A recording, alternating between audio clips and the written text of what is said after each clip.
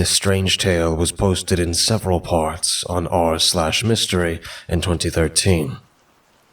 I believe it contains a huge hint to discover the truth about the Ebruk and everything.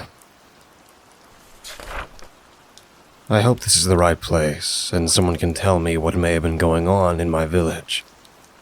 I moved here a few weeks ago. It's a small village in the heart of Russia, and my parents and I came here because things started to boil in Moscow, and my father lost his job.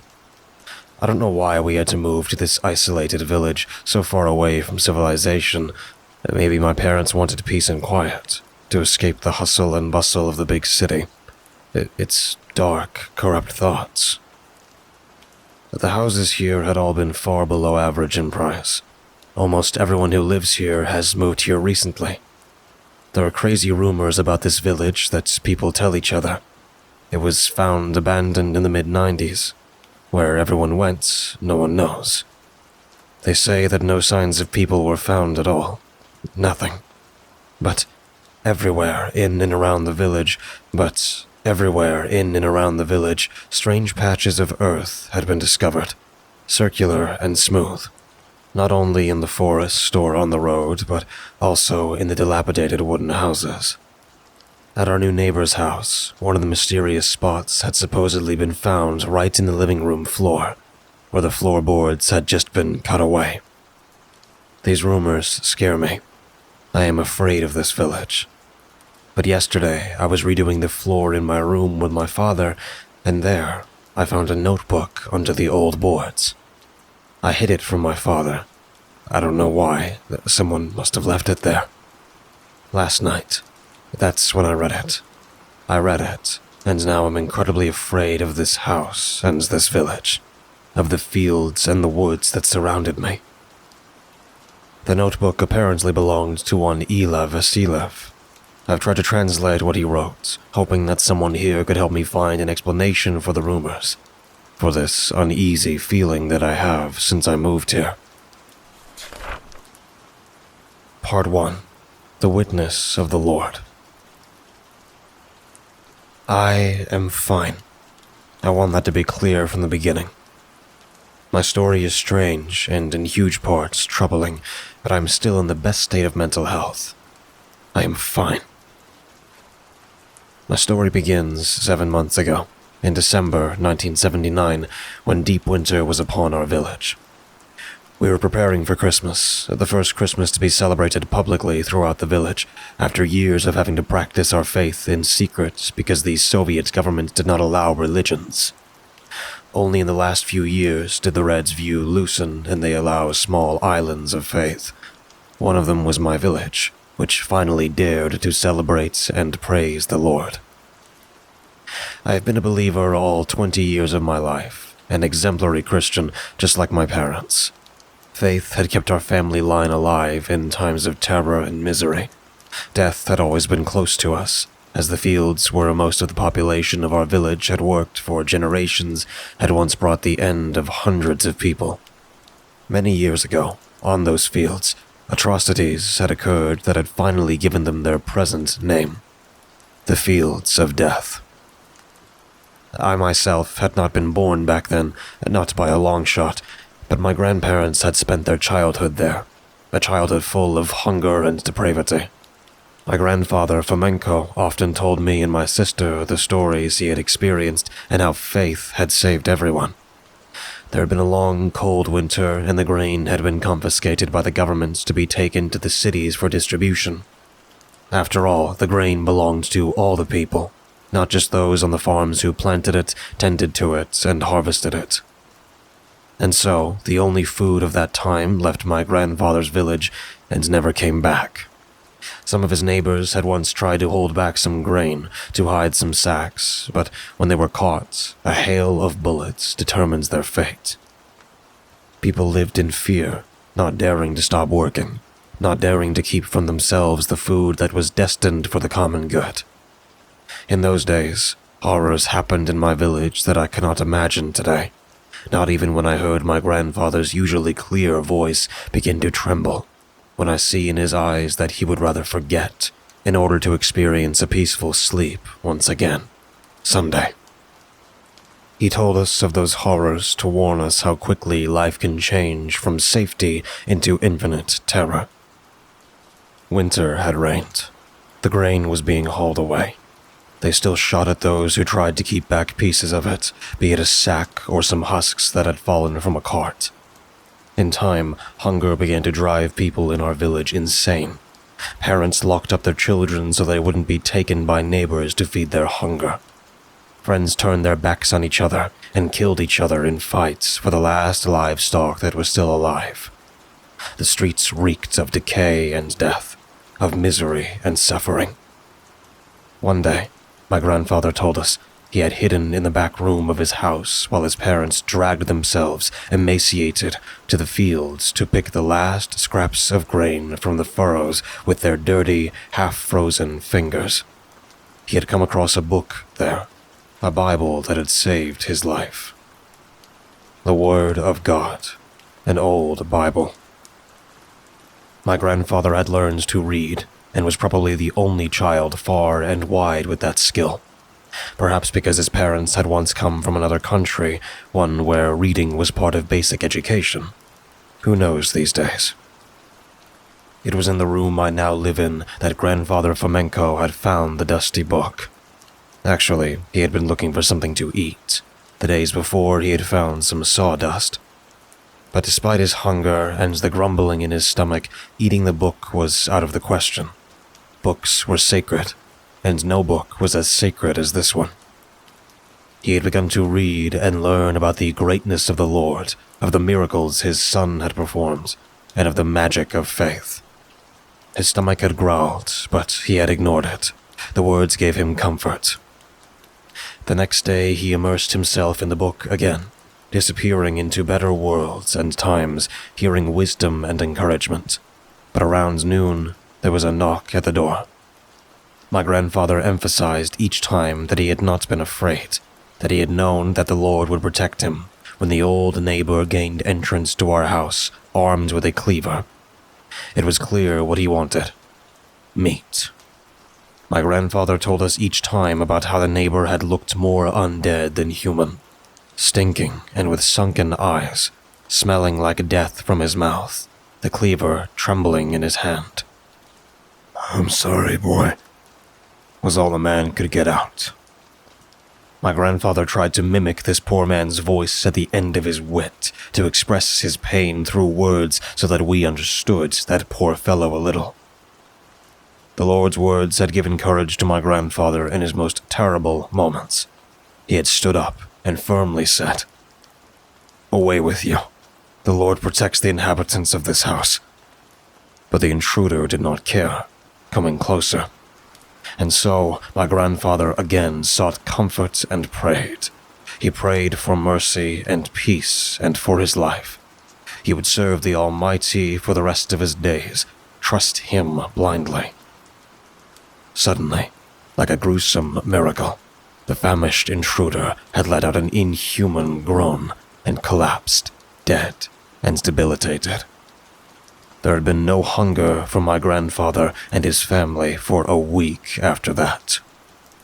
My grandfather had been praying to the Lord since that day, thanking Him for His mercy. The story spread around the village, and out of desperation or hope, in the next few days, everyone secretly knelt in front of small wooden crosses they have made themselves and prayed to the Lord. A week later, like a miracle, the long-awaited delivery of grain arrived, along with spring. There had not been another bad time since then. These events are the reason for the faith in our village and our family. The psalms my grandfather had prayed as the hungry neighbor strode in his direction had become the guiding psalm of our faith. All these years we had not been able to celebrate Christmas with the other families, but since the restrictions on faith communities had been relaxed, we had all finally decided to celebrate the holy festival in the village square. And so, we started the preparations. There, in those evening hours, my part of the story begins. I and my younger sister, Zarina, together with other youths and young adults, were fetching wood for the fire that was to burn in the center of our village. So we went out into the night, dressed with thick pelts, to fetch logs from the edge of the fields that some men had prepared. My breath could be seen as icy breeze in the dawning dark, and I was already looking forward to dancing around the fire with everyone later, drinking good drinks and eating surreptitiously. I was glad that we didn't have to walk across the fields themselves, but could stroll across their edge to get the logs. You can feel death when it has hit a place. I was glad that I didn't have to work the fields myself, and I learned the carpentry trade. Therefore, I was spared from having to wander around there every day, among the echoes of past atrocities and sadness. We were all in good spirits, strolling over the muddy ground, when all at once, Zarina pointed up and into the clear night sky. "Look, an angel is descending," she exclaimed excitedly. We all looked to where her outstretched hand pointed. A round light glowed in the night sky, glaring yellowish and shining strangely cold. "It's singing. At Christmas, the Lord puts our feast under his sign," Zara cried. We stopped and listened into the silence of the night. At first, I could hear nothing. At first, everything remained quiet, and only the distant beating of axes and the rustling of the wind in the treetops were audible. But then, there in the wind, I could hear it, briefly but clearly. It was a kind of melodic whisper, joyful, yet also strange and otherworldly. It was heard only very briefly, and soon died away as the glow flew out of sight and disappeared somewhere far away. "Let's go find the angel. Let's—" Zara cried, continuing excitedly, but I interrupted her. "We have to get the wood. We can report back to the village later, if it hasn't already been noticed there, too," I said. "You heard the singing. Surely that was an angel. Shall we leave it there? It may have gotten hurt. It must have hit something," Sasha murmured. Sasha was my oldest friend and one of the boys who worked on the fields. He had always been very caring and had always tried to help.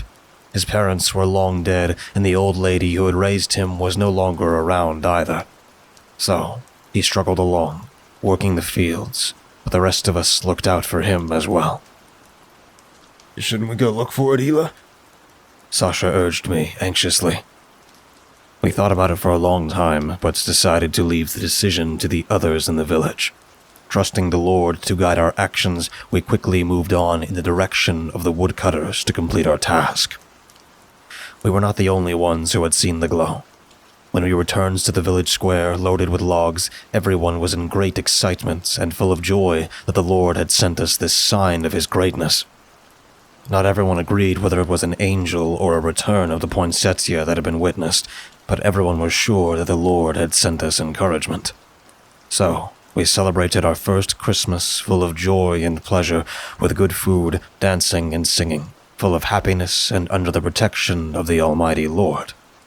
I will always think back to those days, always keep in my heart how I glimpsed a part of the Lord in the sky. We all talked about the events, and even the older people were fascinated and inspired. Even my grandfather and the others who had witnessed the death and misery of the world seemed to slowly find a spiritual peace they would have never dreamed of otherwise. They were happy and strengthened in their faith. However, we were not sure if it had really been an angel who had come down, and so we hesitated to go and look for the creature of God. But in the night, after the light had shone in the sky, I was awakened by Zarina crying in her sleep.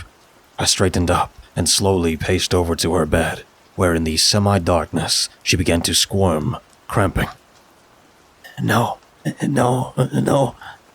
she moaned painfully. I began to shake her to wake her up. Zarina did not respond to me. Her face was like a distorted mask hiding something bad underneath. Her breathing became shallow, and she began to whimper. I was terrified and began to pray. The Lord had to save her. He just had to save her. Zarina cramped more and more, started coughing and whimpering louder and louder.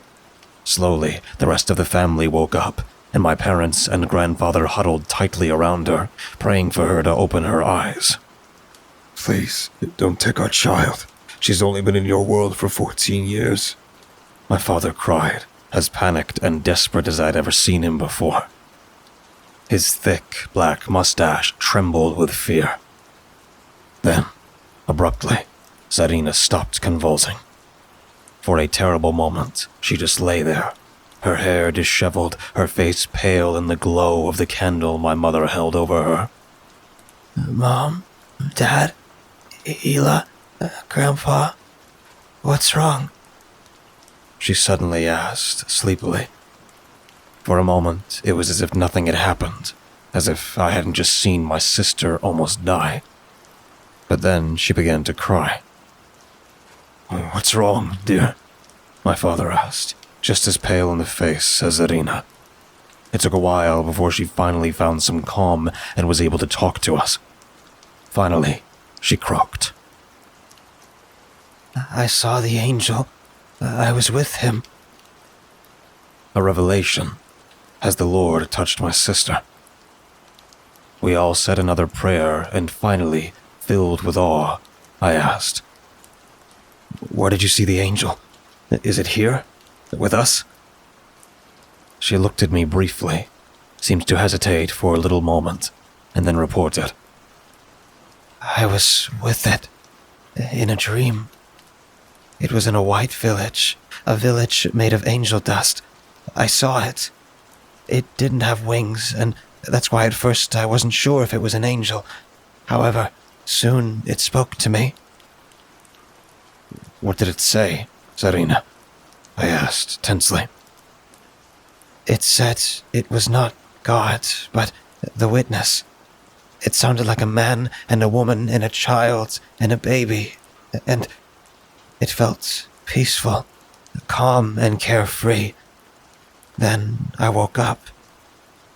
"An angel. Angels are the witnesses of God. That's how it must be," my father said enthusiastically. Suddenly, everyone seems to be talking at once. No one knew what Zarina's words meant, but we were sure that they contained something incomprehensible that we, as ordinary people, could not understand. But everyone was delighted. Everyone was caught in a beautiful dream.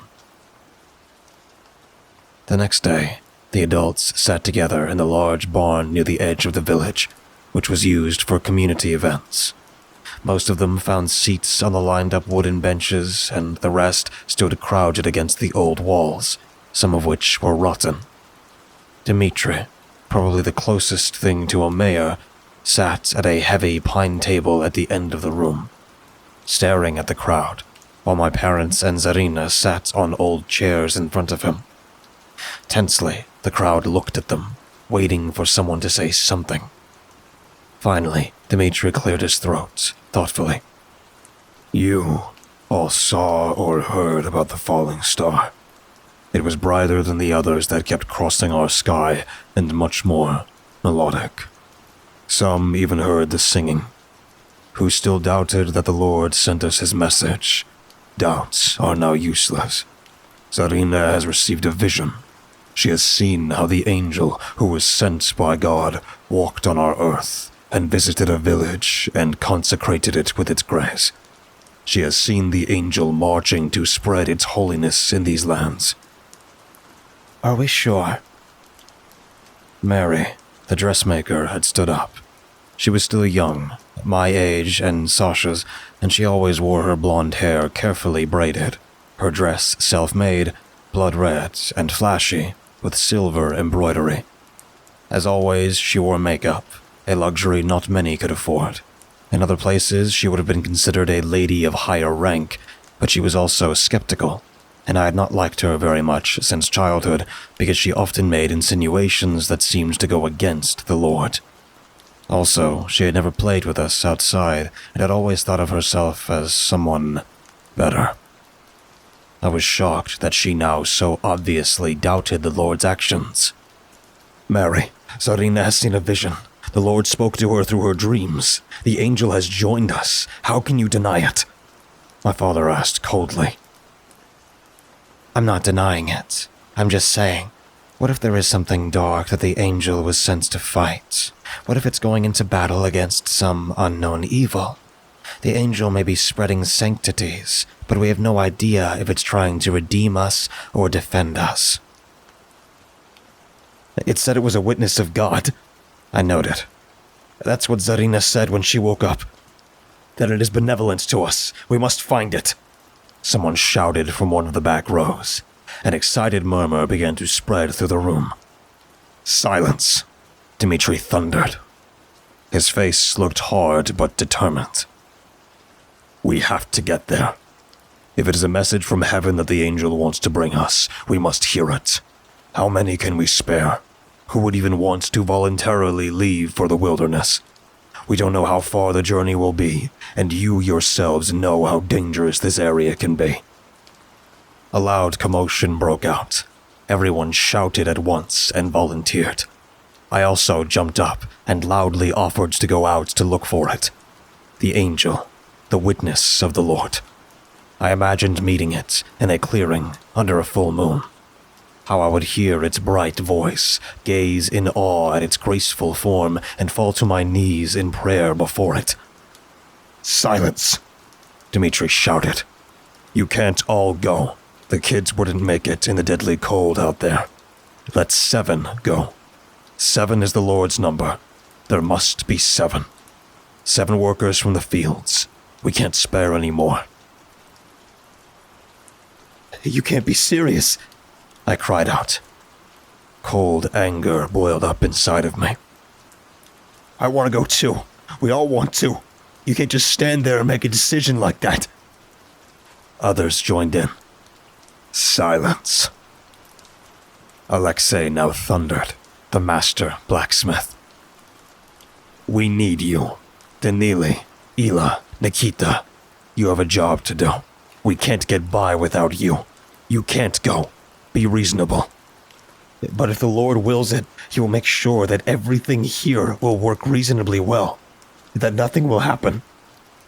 I tried to argue, still boiling with anger. No. Winter is tugging at our huts. We need you. My father said, slowly. So do the others. Without you, it's going to be tight. The fields lie untended there, under the snow. But everything else will be weakened by time and storm. We can only spare the field hands. Besides, they're the ones most likely to withstand the cold and the wilderness. After all, they're constantly out on the fields of death, toiling in the wind and rain. They'll all make the trip. I tried to change his mind, and several came to my aid, all those who were all forced to stay. You can manage without a dressmaker. I want to go too. Mary cried defiantly, her cheeks red with anger, her nose wrinkled. This woman really believed she deserved the sight of the angel. She really believed her hypocrisies would deceive the Lord, despite her obvious doubts about his divinity. Others also complained, young and old, many who didn't deserve to go, and even those who did. But it didn't help. Dmitri was in charge. Everyone knew that. If we started to contradict him, our village would soon end up in chaos. And deep down, I knew that I had to stay. That I had to take care of my sister, who would not survive a trip in the snow. That I had to repair the huts that the storms would eat away at. Sasha was a field worker, and was allowed to go. Sasha and Sophia, Anatoly and old Igor, Ivan and Yulia and Mikhail. When the decision was made, a decision made of us accepted only with heavy hearts and which brought out deep envy in several faces, some of the chosen ones began to cry. They were happy, fulfilled, satisfied. They would see the messenger of the Lord, hear its melodious voices, sing its hymns. Why wasn't I allowed to go? Why was the world so unfair? I had always believed in the Lord, prayed to him, been subject to him, and lived according to his will. Why hadn't he chosen me to see his messenger? I had been so proud back when I had been allowed to learn the carpenter's trade, thus I had not had to go to the fields of death to toil there. At that time, I had felt like someone better, when I saw Sasha and Sophia setting out early in the morning with all the other workers, with their old-fashioned plows and thick, shabby clothes. Was this the punishment for my arrogance? The Lord knew everything. He had seen what repulsive thoughts I had had, how superior I had felt to the others. Perhaps it was my punishment that I was not allowed to go. Perhaps the Lord was no longer favorable to me, and I would have to prove myself to him. The next day, the 7 set out north. They were seen off with singing and dancing. They were the center of the village's attention. Envy threatened to drown me. Why not me? Why wasn't I allowed to go? Why did I have to stay here? And I knew it was because of those thoughts. I wasn't pure enough. I had to get better, work on myself. As the others disappeared from sight, as the small group seemed to be swallowed up by a patch of forest between distant trees, an icy chill ran down my spine. What if they really did encounter evil? What if Mary had been right? I prayed to the Lord that they would return home safely. Even the darkness will not be dark to you. The night will shine like the day, for darkness is as light to you. He will bring them home safely, our pilgrimage. I did not begrudge them their happiness. I was not a selfish person, was not complacent like Mary or some others in the village. I lived by the word of the Lord, and I would not begrudge them. They would all return home safely. I continued to stare into the distance for a long time as my suppressed envy sought to consume me. But I was winning. For darkness is as light to you.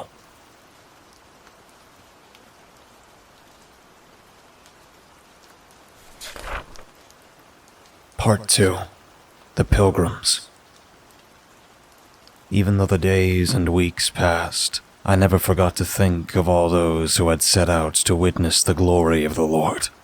The cold winter had passed, and frost and cold left the land, so that soon we could begin to prepare the fields for sowing. Since the sighting of the angel had caused us to let some of the farm workers leave, and they stayed away longer than we had expected, I had to join others in helping to plow the fields of death. The work was exhausting and made me physically very tired, since I still had to work in the carpenter's shop as well. We could not afford tractors, so we still had to resort to older tools. So it happens that one day I was driving one of the hand plows through the dirty ground and was lost in my thoughts and full of sweat. I was quite far away from the village, as the nearby surroundings had been working shortly after the beginning of the thaw. The fields were extensive, partly reaching further than the eye could see. Only in one direction the dense forest extended, which introduced the beginning of a dark, hilly landscape that finally merged northwards into high, alien mountains, whose white peaks rose high into the sky and, like once the Tower of Babel, blasphemously tried to penetrate the heavens. But next to these distant giants, there was only the plain. The vast plains that had to be tilled. I hated the field work, and I hated the fields. Every time I even thought about this piece of hell that had become reality long ago, my stomach turned. All the events that clung to this dark place, all the human lives and suffering that had sown the ground with death here many years ago. It was even worse when you stood in the fields yourself, truly being there on your own. It was as if I could smell it in the air, the rot of the starving and the hot blood that had watered the soil. It was as if I could still hear in the air the cries and wailing of the people who had met their end here, who had pleaded for their lives and the lives of their children and friends. It was as if I could see them in the early morning fog banks that lay on the fields of death. The shadows of people passed, crawling and cowering, weak and starved. I had to pull myself together and look away, into the forest. A place does not forget. A place always remembers the days gone by and the cries that had been. The plow pulled through the ground, ripping a furrow behind it. It was almost a bit comforting to imagine I was gutting this place of horror with my labor, inflicting deep wounds. Hypnotized, I stared down over and over again, watching the ground swirl to one side, smelling the fresh earth being pushed to the surface. But never could I escape my terrible feelings and the forebodings. Never quite could I forget what kind of place I was at. The few times I looked to the forest beside me, my thoughts wandered enviously to all those who had set out to find the angel. Had they reached it yet? Had they already learned from it what needed to be done for God's power on earth to be strengthened so that false prophets and promises could be swept away? How to drown the selfishness of the state? What needed to be done to serve the Lord? How I would have loved to be there. How I would have loved to go with them. But I also understood the decision not to send everyone along. And I understood my family's objections. I was needed here. I could serve the Lord here by tilling the fields and taking care of the soil and the sowing. I had to care for my sister. I had already made several furrows when noon came. The sun was almost not visible, just a murky spot in the clouds, and the fog had not lifted either. The world looked pale and apathetic, but among all the desolation, I could suddenly hear something. Something that seemed to come out of the forest.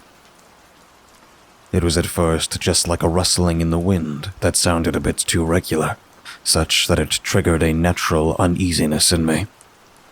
I looked into the forest, but could hardly make out anything through the dense plants and the still lingering fog. That is why it was left to my own thoughts to imagine what was there, what was producing this strange noise. I could not remember any animal that made similar sounds and was at a loss. Suddenly, a bang echoed through the forest, accompanied by a panicked scream that broke inhumanly from the trees and spread across the fields. Then, something new joined the sounds in the air. The trees and bushes rustled, almost seeming to be torn apart. Something was running through the forest. Something seemed to be coming right at me. Was it perhaps a startled bear, an elk, or a wild boar? Had one of the hunters from the village accidentally startled an animal, scared it in the wrong direction, and now wanted to warn us with their cry? But then, why this panicked sound? I paused, took my hands off the rusty handles of the plow, and turned toward the forest. Still, I could only see fog. I could only hear rustling, but slowly I could also make out grunts and groans coming to me from the fog. It sounded heavy and pain-stricken. Was I in danger? I began to pray to the Lord and asked him for assistance. I was not a fighter, and so I had to hope that nothing would reach me from the depths between the trees that could easily tear me apart. Even the darkness will not be dark to you. The night will shine like the day, for darkness is as light to you. My baptismal motto gave me strength. The Lord saw me, even in my darkness, and would be my light. For darkness is as light to you. Then, someone burst out of the bushes and fog and rushed towards me. It was Sasha. I almost didn't recognize him. His skin was pale, almost snow white. His black hair stuck to his sweaty face. His pants and jacket were almost completely torn, so I could see his dirty shirt and his cut and bruised legs through the holes. There were also some small cuts on his face that worried me. Sasha's eyes twitched searchingly, panicked, and in his hand, he held the rifle that he had taken with him when he had once set out. Apparently, he had run through brush and thorns, had gotten scrapes and wounds from stones and branches. When he saw me and looked at me with his big, panicked-filled eyes, I became horridly afraid. It was as if, behind his eyes, there was no Sasha anymore, but only an animal. As if instinct had taken over his thoughts when an unnameable terror had entered his world. An animal inside him which had enabled him to escape from something. Sasha staggered out of the forest. It was almost as if all strength left him now that he was back home. The rifle fell from his hand and dug into the mud beneath his feet. He limped slowly towards me, not taking his eyes off of me. Then, suddenly, he wheeled around and looked back into the forest in the mist. Only for a moment. Again, he let out a shrill scream and sprinted the last few meters to me. When I looked into the forest myself, I saw nothing, only the fog. But didn't I feel a presence there in the bushes, between the trees? I didn't see anything. Sasha had reached me and collapsed. I quickly knelt down next to him and called for help, but the other field workers had already rushed over, obviously attracted by the rifle shot. I was in a trance, seeing only Sasha lying there, supporting his head. His eyes were still twitching around, and despite my proximity, he didn't seem to recognize me. He looked at me, confused. "Sasha, what happened?" I asked, feeling his forehead. Despite his paleness, he was uncomfortably hot. A fever raged in his body. Who knew how long he'd been running around there amongst the trees, his protective, warming jacket torn, with wounds that had not been tended and some of which were still bleeding. Then, another horrible thought occurred to me. "Sasha, where are the others?" This question apparently brought back some clarity that his gaze had not possessed before.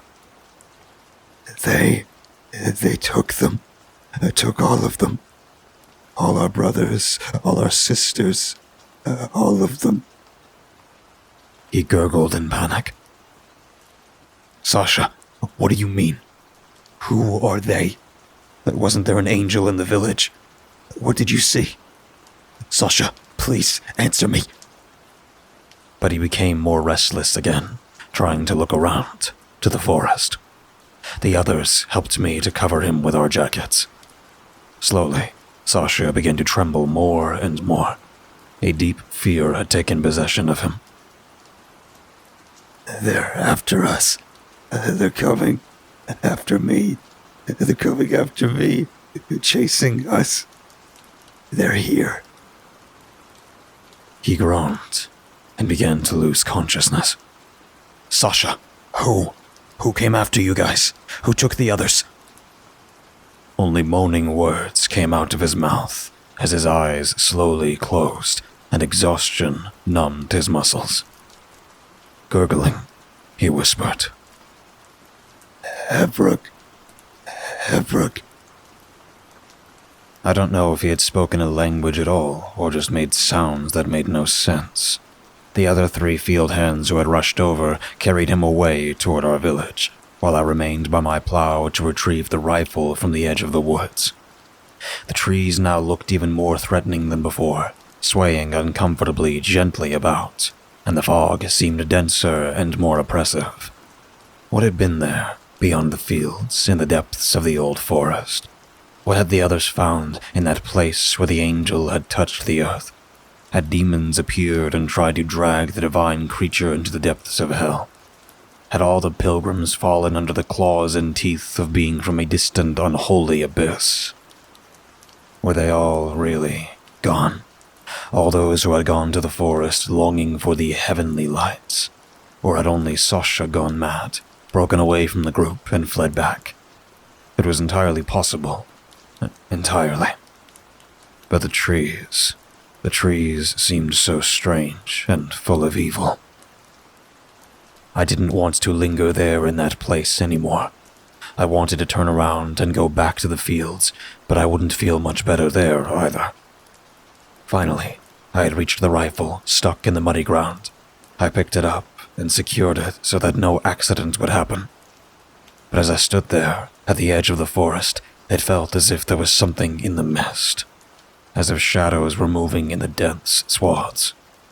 Slowly, I took the safety off the gun again and took aim. Something inside me seemed to warn me of the thing beyond the trees. I aimed over the sight to focus. There were the trees, the mist, and disturbing shadows among the branches. The air seemed to crackle. The fresh scent of the leaves and the bushes taunted me. Would something come any moments now? Would I have pulled the trigger? Or was I just too stressed? I was stressed. Sasha, the others. I took a deep breath and lowered the rifle. This was getting me nowhere. Slowly, I stepped back from the edge of the forest, securing the rifle again, and slung it over my shoulder by its leather strap. I walked quickly across the fields towards the village. The clouds still covered the sky, and dark storms were approaching from the south. My boots drove me over the muddy ground. It was as if all those who had perished on this godless soil were mocking me. The horrors and calamities of the fields tore into my mind. They numbed me, and I was afraid of getting lost in the darkness of my thoughts. But I knew the Lord was watching over me. For darkness is as light to you. I calmed down a bit as my feet carried me forward. The cloudy thoughts and forebodings moved away a little. Then, something reached my mind. An inkling. A feeling. Something was behind me. Something was in the forest. Was it demons? Other creatures of hell? I grabbed the rifle and slowly turned around. A good 100 meters away, the forest rose up, but the trees were almost invisible. The fog had rolled onto the field, slowly. And in the mist, I saw them. 2 ghastly shapes. They were not like the ones my stressed mind had imagined when my thoughts wandered to the fields and remembered the deceased. They were real. I could see them only briefly silhouetted in the mist. Tall and scrawny, inhuman. Long, thin limbs, long necks, roundish heads. They were over there, and I knew they saw me. They saw me despite the fog that must have obscured their view.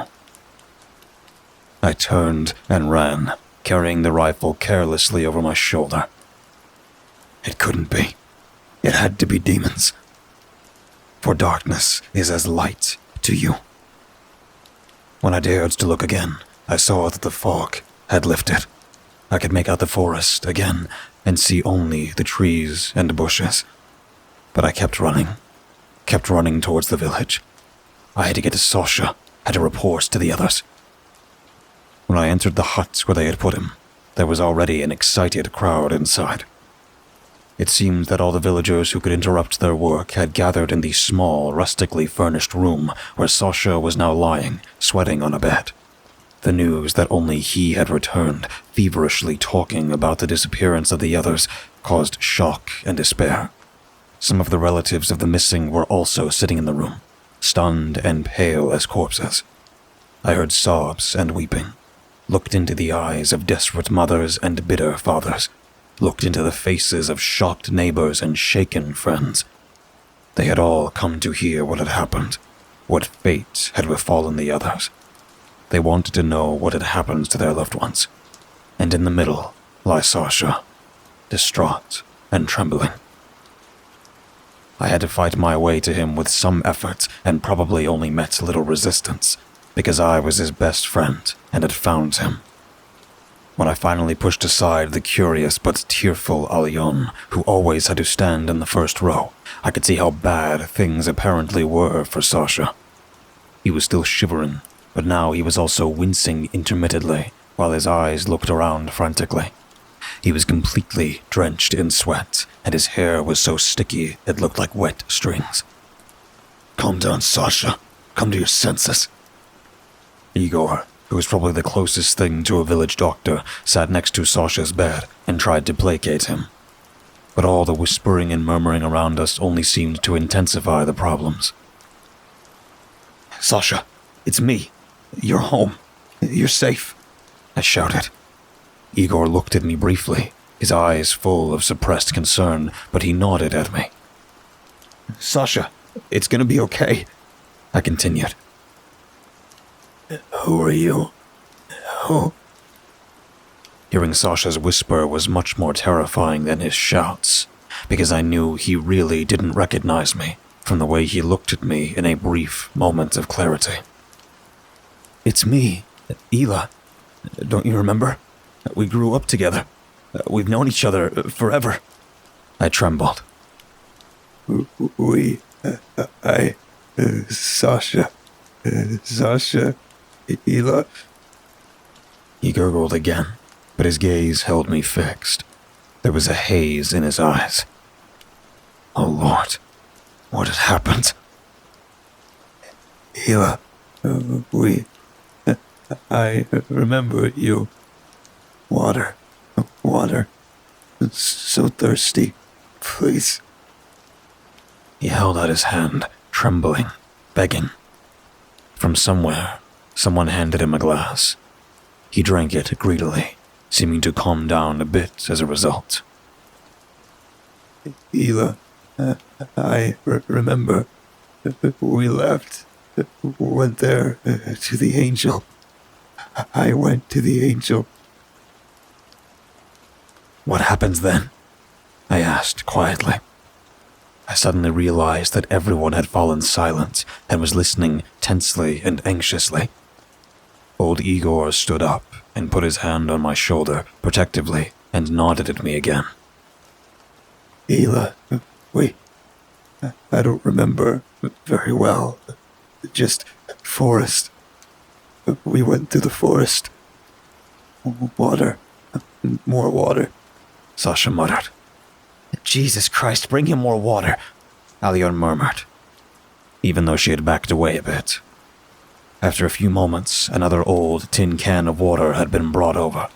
Sasha sipped the liquid as if it would give him new life. His eyes cleared and his breath steadied. Then, finally, he cleared his throat and began to speak carefully.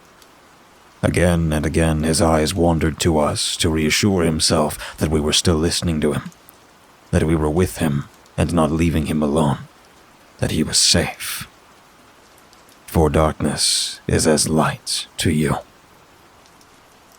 He finally looked only into my eyes, speaking as if we were alone in the room. Ela. Oh, Ela, I'm so sorry. I'm sorry I left you here when you wanted to go with us. I'm sorry. I didn't stand up for you. But I think it was the right decision. You would have been the angel. I think there really was an angel there, but it's gone.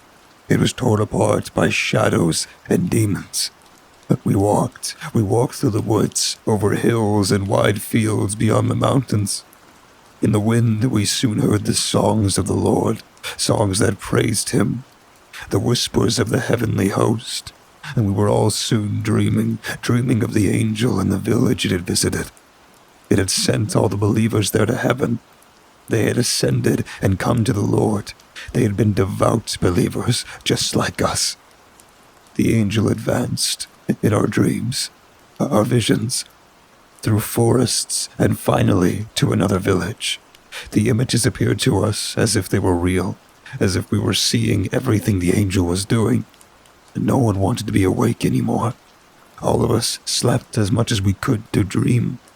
We saw the angel striding across the clearing, flying, hovering through the woods, and how it traveled to the unbelievers, and there, in the corridors of concrete, it was chased and torn apart, murdered by demons. When we woke up after that vision, it had haunted us all at dawn. Most of us collapsed. Something had been taken from us when the sacrilege was done. He broke off. There was a dead silence. We could not believe our ears. Joy, happiness, despair, and fear struggled within me. It had been an angel. It had truly been a piece of heaven that had visited us, but it had also been demons. Demons had come from the shadows, from the darkness and the depth of evil, and had destroyed the angel. There were demons. There was true evil. There was that which had once seized the people who had not prayed to the Lord and had been responsible for the hunger and the despair. Those people had been possessed by them, by the demons of old. They had devoured the messenger of the Lord, and they devoured all happiness and comfort, all love. Demons existed. They were real. For darkness is as light to you. I swallowed. And then, Sasha. We were... Hell had reached us. It had bled from the ground, from the rocks, and all around us the air seemed heavy, the winds seemed to mourn, and the trees trembled. We just lay there, on the flank of a green wooded hill. Sophia had been hit the worst. Through my tears I could see her cowering there, like a newborn child. She cried and cried. We all cried. But she pressed her hands to her ears. I didn't want to hear any more. Squeezed her eyes shut. I didn't want to see any more. She was crying, begging the Lord, begging him to bring salvation after his servant was no more. It took us several hours to calm down. Sasha slumped down and seemed to disappear into his memories. Outside, rain had begun to fall, and loud pattering began to beat against the windows. No one said anything, until finally, Sasha seemed to regain consciousness and spoke again, this time more firmly, more determined. Our shock, our grief, that's only where it began. We were alone, abandoned by the Lord. We knew we were alone. Our breakfast was meager, our mood dead. Silently we sat there for a long time, most of us, the ones who had calmed down a bit. And Sophia was the first to speak, and despite her grief, and despite the wounds in her soul, it was as if she had found her way back to the Lord when she spoke to us. She told us not to be afraid, that we would receive the greatness of the Lord, that she had heard the songs of the angels and understood. What did the angels sing? What hymns did they teach Sophia? What did he tell my girl? Sophia's mother had leaned forward, her eyes teary, her voice trembling. After a brief pause, during which Sasha seemed to think about the question, he began to recount what had occurred afterwards. We sat together, all of us, trying to understand what had happened, and Sophia, she told us about the proclamations, the chants. She had been hit worse than anyone else before, but she spoke of the suffering in the songs, the suffering of forgotten times. I think she probably meant the fall from Eden, the original sin. Was that what the angel tried to remind us of? We were not sure, but she also insisted that she had heard a promise of security in the songs. Perhaps the Lord had finally forgiven us humans. Maybe we could go back to paradise. Sophia found it difficult to speak the right words. Her throat was dry and her voice hoarse. Therefore, this is all I can say about it. We stayed in that place for a long time. We finally decided to move on. We hoped that we would still find traces of the divine where it had happened. We were aware, of course, that the demons could still be there, too. But we had to know. Was paradise near? Was it worth it? Mary asked from one of the back rows, barely audible, and looking at the floor. Her gaze rested on Sasha, and genuine concern seemed to resonate in her words. Of course it was, you silly girl. Dmitri laughed hollowly. I don't know, Sasha murmured. Terror bled into his eyes, and he began to tremble once more. That message, the promise of paradise, that was the last good thing that happened to us on the journey. Before the darkness. Before the darkness? What darkness do you mean? I wanted to know. Inside us, the darkness within us that began to grow. It began shortly after the disappearance of the angel. shortly after we left that day to visit and honor its gravesite. Sophia, that night, she was no longer herself. She seemed depressed, happy, angry, and sad, all at the same time. I didn't know what we should do, and nobody knew what we should do. We had no medicine with us, no doctor. I don't know why, but I started to be afraid of her. A disease had attacked her spirit. The death of the angel had corrupted her, and I had to think of the images of the demon that tore the being of the Lord to shreds, from the shadows and from the darkness. That's why I stayed away from her, and it was the right choice, as it turned out. After dinner, we had hunted rabbits and were sitting around the fire. Yulia sat down with her. You know how she was, how she always worried about others when things got bad. It must have taken some courage, even for her, to sit down with Sophia, but finally they squatted there on an old tree stump next to the flickering fire that illuminated the night. Sophia's eyes seemed distant and glassy as they reflected the flames. I couldn't hear what Yulia was saying to her, but I guessed that she wanted to comfort Sophia. She spoke softly and put her arm around Sophia's shoulder, while Sophia was still staring into the flame. Can you blame her? She saw a messenger of God die. Sophia was young. She probably just couldn't take it. My father said quietly. The angel's death. It haunts me too. Even now, I see the horrible images before me. But Sophia... no. Something else had contaminated her mind. It must have been like that. Something ungodly must have crept into her. Because all at once she stood up, wordlessly, and let herself fall into the blazing fire. She burns to death. Sasha broke off and swallowed. We all couldn't believe what we were hearing. Sophia. No, it can't be. A cry of despair escaped the throat of Sophia's mother. It sounded like she was burning herself, and I wanted nothing more than to cover my ears and run away. But I had to stay. I had to know what had happened. I prayed, silently. For darkness is as light to you.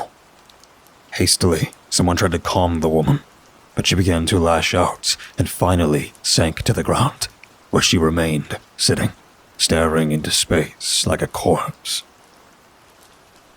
She was burning ablaze. She burned, and as her flesh began to stink and her hair flared away, she screamed to the heavens. She screamed at the demons, and panic soaked her voice. She sounded confused, inhuman. Sophia finally lay motionless in the middle of fading embers. We hadn't been able to pull her out. We had been paralyzed. We had failed her. We have failed her. No one could believe what Sasha was telling us. Nobody wanted to believe it. Sophia, who I had known since childhood and who had always been shy and quiet. I envy her because she went to the Lord. I think the fire purified her, but the others, we burned what was left of Sophia near an old fir tree. I think she would have liked that. She rests there now and is with our Lord. While I was digging the grave with Mikhail, using what little means we had, I almost felt as if I could still hear her voice in the air, comforting me and encouraging me, promising me paradise. Mikhail seems to hear it too. I saw it in his eyes. Quietly, he murmured strange words that seemed to sing to himself. We finally prayed to the Lord's Prayer and set out to lower her body. When finally, only the freshly heaped up earth under the tree reminded us of Sophia. It had already become the deepest night. The torches that we had rammed into the ground nearby had a ghostly effect, and the moonless night had something unsettling about it. No one was asleep. Mikhail's humming should have calmed us. He was humming the angel's melody, probably trying to comfort us. Maybe he just wanted to distract his thoughts. But these sounds, they seemed strange from his mouth, and not kind, but incomprehensible and eternal in a terrible way. And while I listened to the humming, I could only be comforted by the thought that Sophia had been given a decent burial. "She's with the Lord, Mila." My father tried to comfort Sophia's mother. No, she has gone to...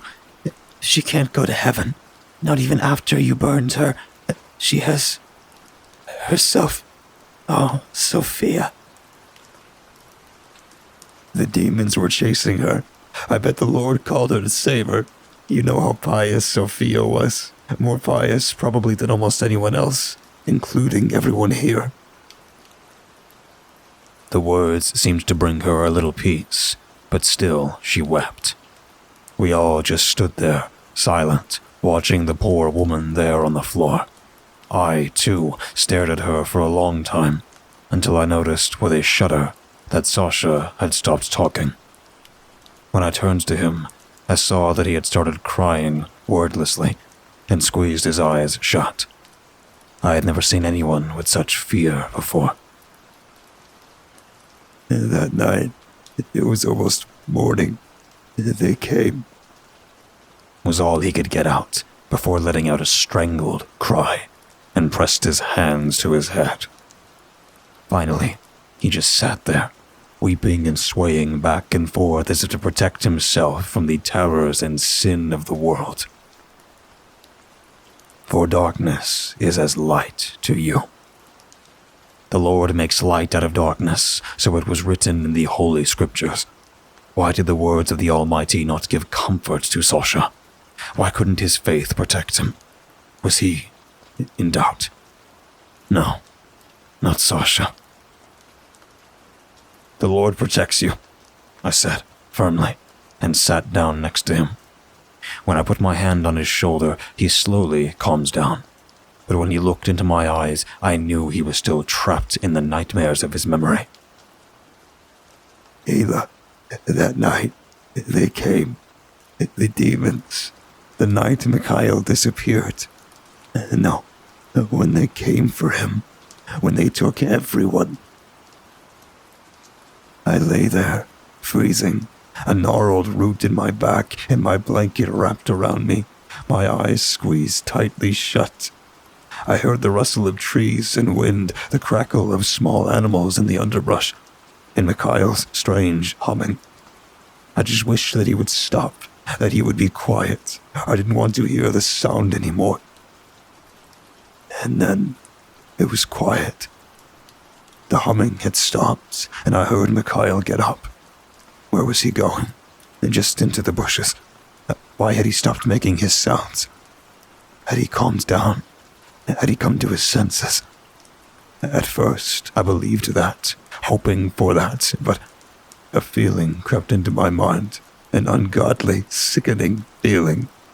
The closeness of doom and contempt as old as time. I had never felt such emotion. I knew the demons were near, spreading their aura to devour us. I squeezed my eyes shut and didn't want to see them. I wanted to be alone. Away. Sasha's voice faded. He swallowed, composed himself, then groaned. I opened my eyes. I opened them and looked into the darkness. I saw the forest in the light of dawn. Mikhail had already walked away, had almost disappeared among the trees. I straightened up. Thick fog lay between the firs, bleeding into our little camp. Behind the fog lay darkness. It was a terrible darkness that seemed as if it embodied the end of time, of the world, as if it were getting ready to spill towards the Lord himself during the final battle, like a tidal wave of scum and wickedness. The darkness seemed deep, infinitely deep. Around it, the fog, the white haze that grew over the ground like a rampant scrub. Mikhail ran towards it, laughing, joyfully humming his tune again. He ran towards the darkness. Why? Why was he running towards it? What had poisoned his mind and lured him to the demons? They had been there, in the mist or the darkness. I knew that. I felt their contempt. I felt their ungodly presence.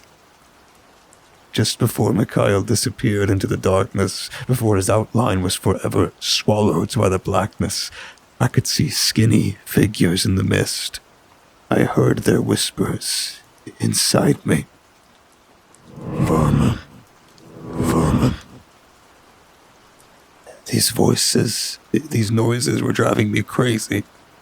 I was terrified. Terrified. The cold made my arms and legs go limp. I wanted to get away. I wanted to get away and escape. Then they stood up. The others, all of them. They got up and ran to the darkness. Ran to that deep hell. But they were pious. They were pious and had served the Lord all their lives. Why? Why were they paying homage to these demons? What dark thoughts were running through their heads? They all ran into that blackness. They all were devoured without words. In the light of the rising sun, I could see them smiling, not madly, not like the members of a satanic cult, not madly. They were almost dancing, didn't speak a word. They danced and ran away to another hellish place, happily. Why didn't I run? Was my faith stronger than theirs? Was I the most pious among them? It had to be. I never saw them again. None of them. I'm sorry. I should have stopped them. I should have saved them from their fate. Suddenly, chaos broke out. Everyone shouted in confusion, ruffled their hair, cried and screamed. Mothers, fathers, friends, neighbors. Many collapsed. I sank down beside the bed, feeling the realization germinate in me. They had all gone to hell. They had been taken by the strange demons, seduced and lured into suffering. I hit the floor hard, but I didn't care. I didn't know where to go anymore. Why had the Lord allowed my friends to succumb to sin? Why? Then, something else dawned in me, a thought that made me nauseous. Better them than me. I was almost going mad. That voice, my own voice, almost singing, forcing those horrible thoughts into my mind. I was not such a person.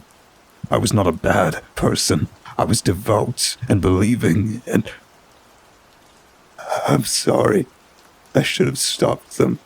I failed. Sasha's moans reached my ears only distantly. Over the weeping and wailing of many of those present, he continued. I ran away. I was a coward, running and running. I had my gun with me, but I didn't dare point it at the demons. I didn't dare to attack them, to do violence. Would that have not made me one of them, those creatures? Would that have made me a sinner as well? Is it okay to kill demons, or do you have to stand up to them with only your faith as a weapon? I didn't know. I still don't know. I ran away, running in the direction of our village. I had to at least warn you. I had to tell you all what was happened. You had to know. You did the right thing, Dmitri suddenly said.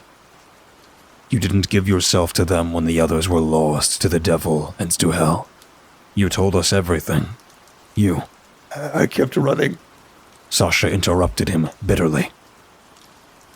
I ran on and on. For days and days. I stopped only to sleep and hunt. I ran and ran. But they were after me. The demons had seen me and had not forgotten me.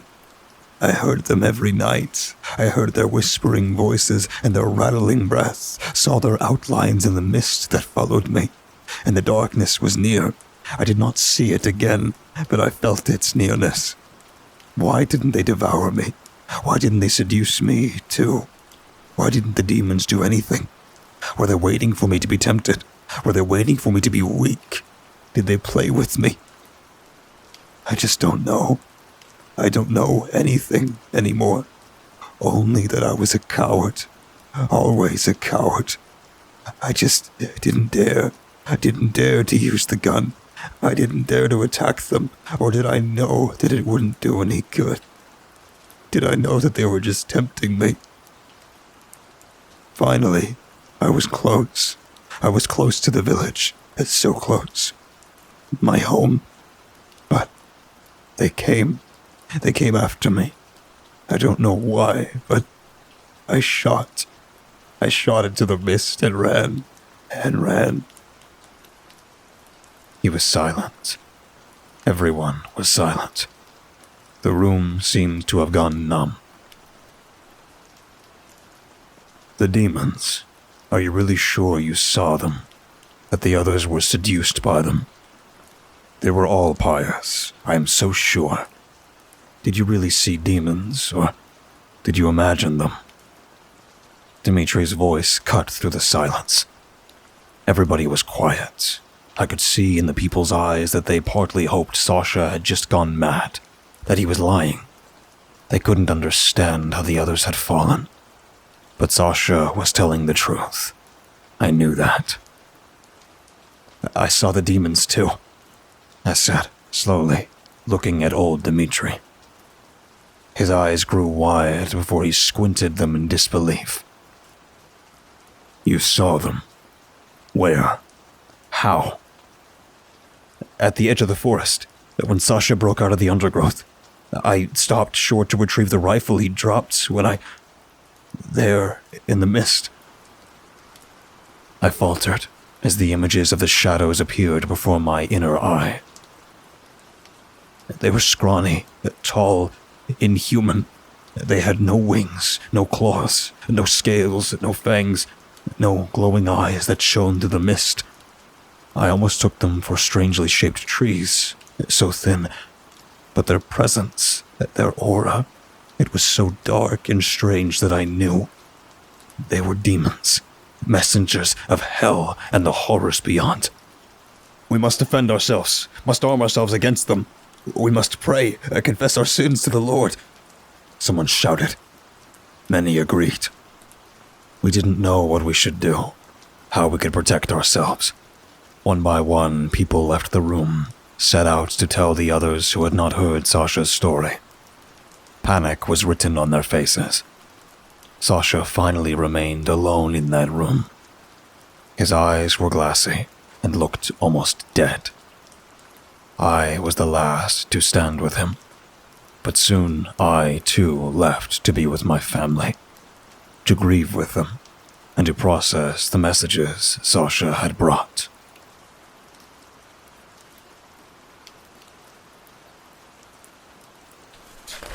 Part 3. Demons. The next few days passed slowly. I had not slept well. No one had slept well. My dreams had been troubled, and I had dreams of the demons and the mist, and of Sasha and his misery. He had survived, but part of him had probably died, too. We took turns taking care of him. He was completely emaciated and lay in bed for many days. The people who had lost friends and family members held no grudges against Sasha, but every now and then I saw a dark shadow in their faces when they spoke bitterly and contritely about what had happened. They all knew that charity had to come first, but still, Sasha had not stopped the others. They also knew that charity had to come first, but still, Sasha had not stopped the others. I also felt dark thoughts arise in me, albeit of a different kind. It was true that my friend had fled, left the others behind, but I probably would have done the same. I wanted to tell myself that I was like my grandfather, that I would have stood there and prevailed and confronted the demons only by means of my faith. But the voice in my head sprinkled doubt into my thoughts. I wanted to spend more time than usual praying and dealing with myself, so I cut myself off from the village life a bit. I continued to work in the fields when I could be spared in the carpentry shop, the hated fields that I had thought I had escaped from when I had started my apprenticeship 6 years ago. Why did they have to go into the darkness selfishly? Now I had to go help on the fields because they were gone. Now I had to toil so that enough harvest could be gathered in fall and we would not starve. They had just gone, started on the path with their false piety, and finally betrayed the Lord to the demons. It wouldn't have happened to me, but I had been forced to stay here with all the others who... There it was again. The voice I hated so much. Why? Why couldn't I be without sin? Without dark thoughts? Had the demons already exerted their influence on me? Had they poisoned me and now forced me to think such things? Or worse, was it I, the real me, who was driving these words into my mind? The others, they had been pious. I had never doubted that. Something else just had to have happened. It didn't make sense. I often visited Sasha after work and kept running into Mary, who had made it her mission to bring Sasha a hot meal every night to take special care of him. Mary. Yes, Mary should have got along.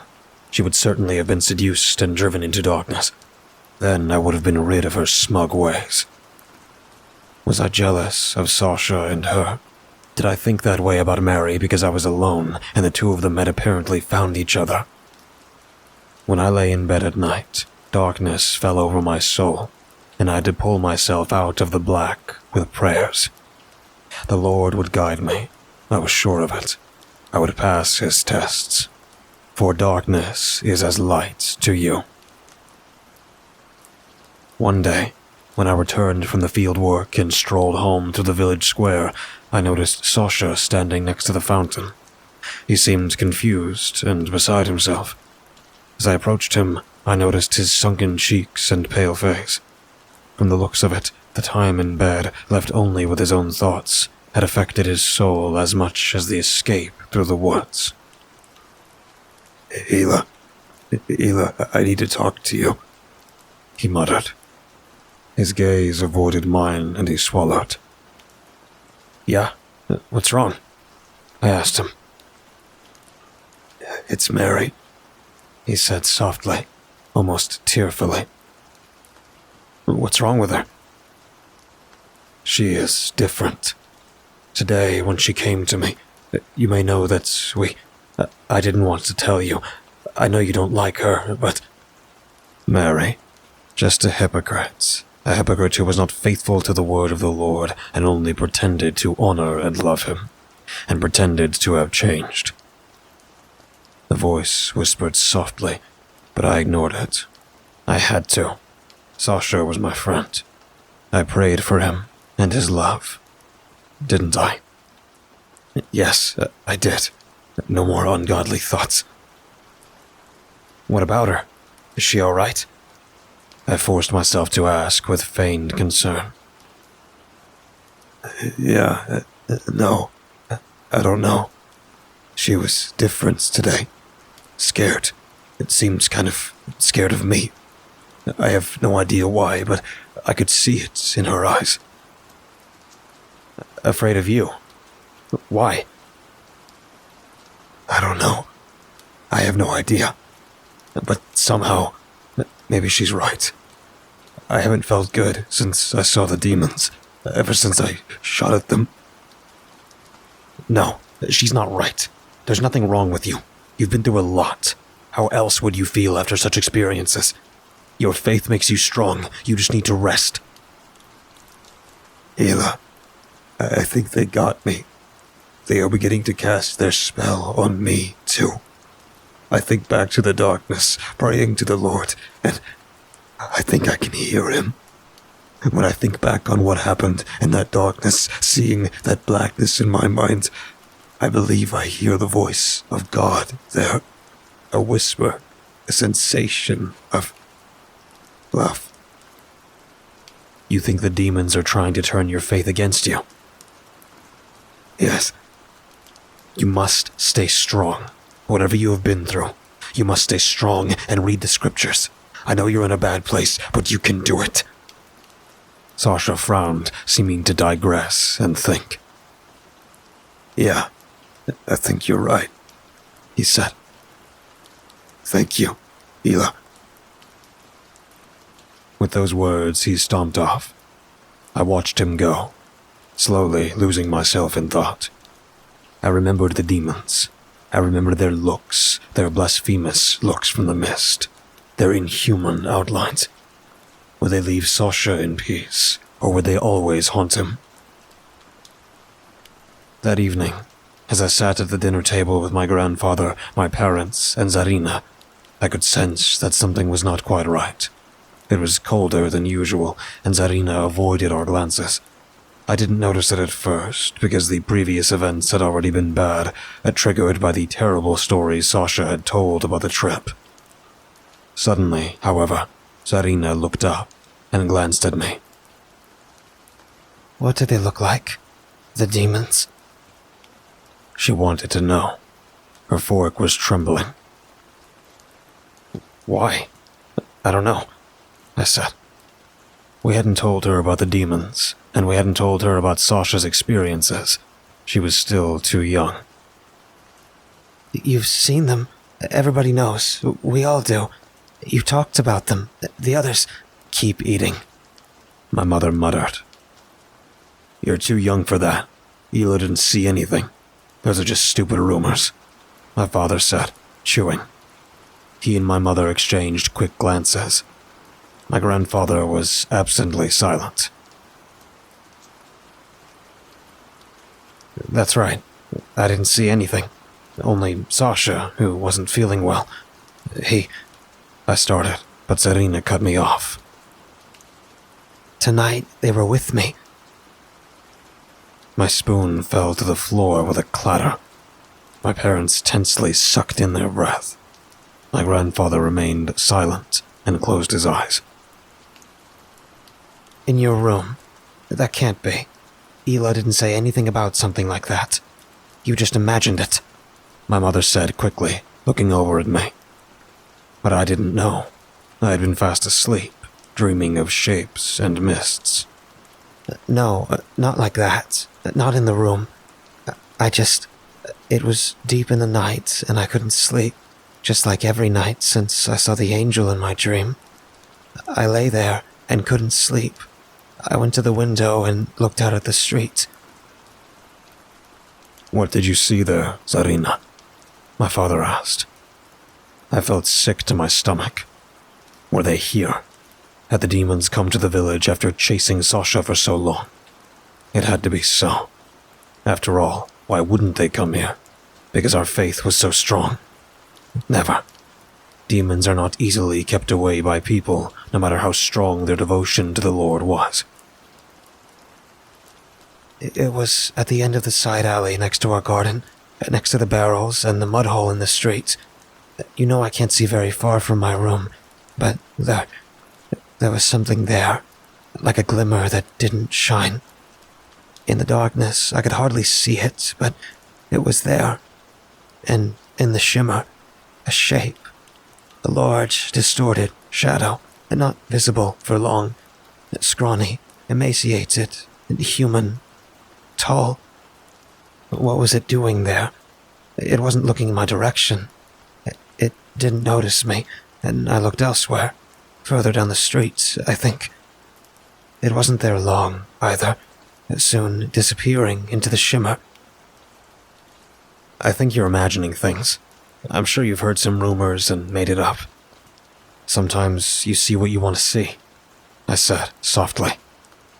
They were there. Zarina screamed and ran out of the room. Thank you, my father said, nodding.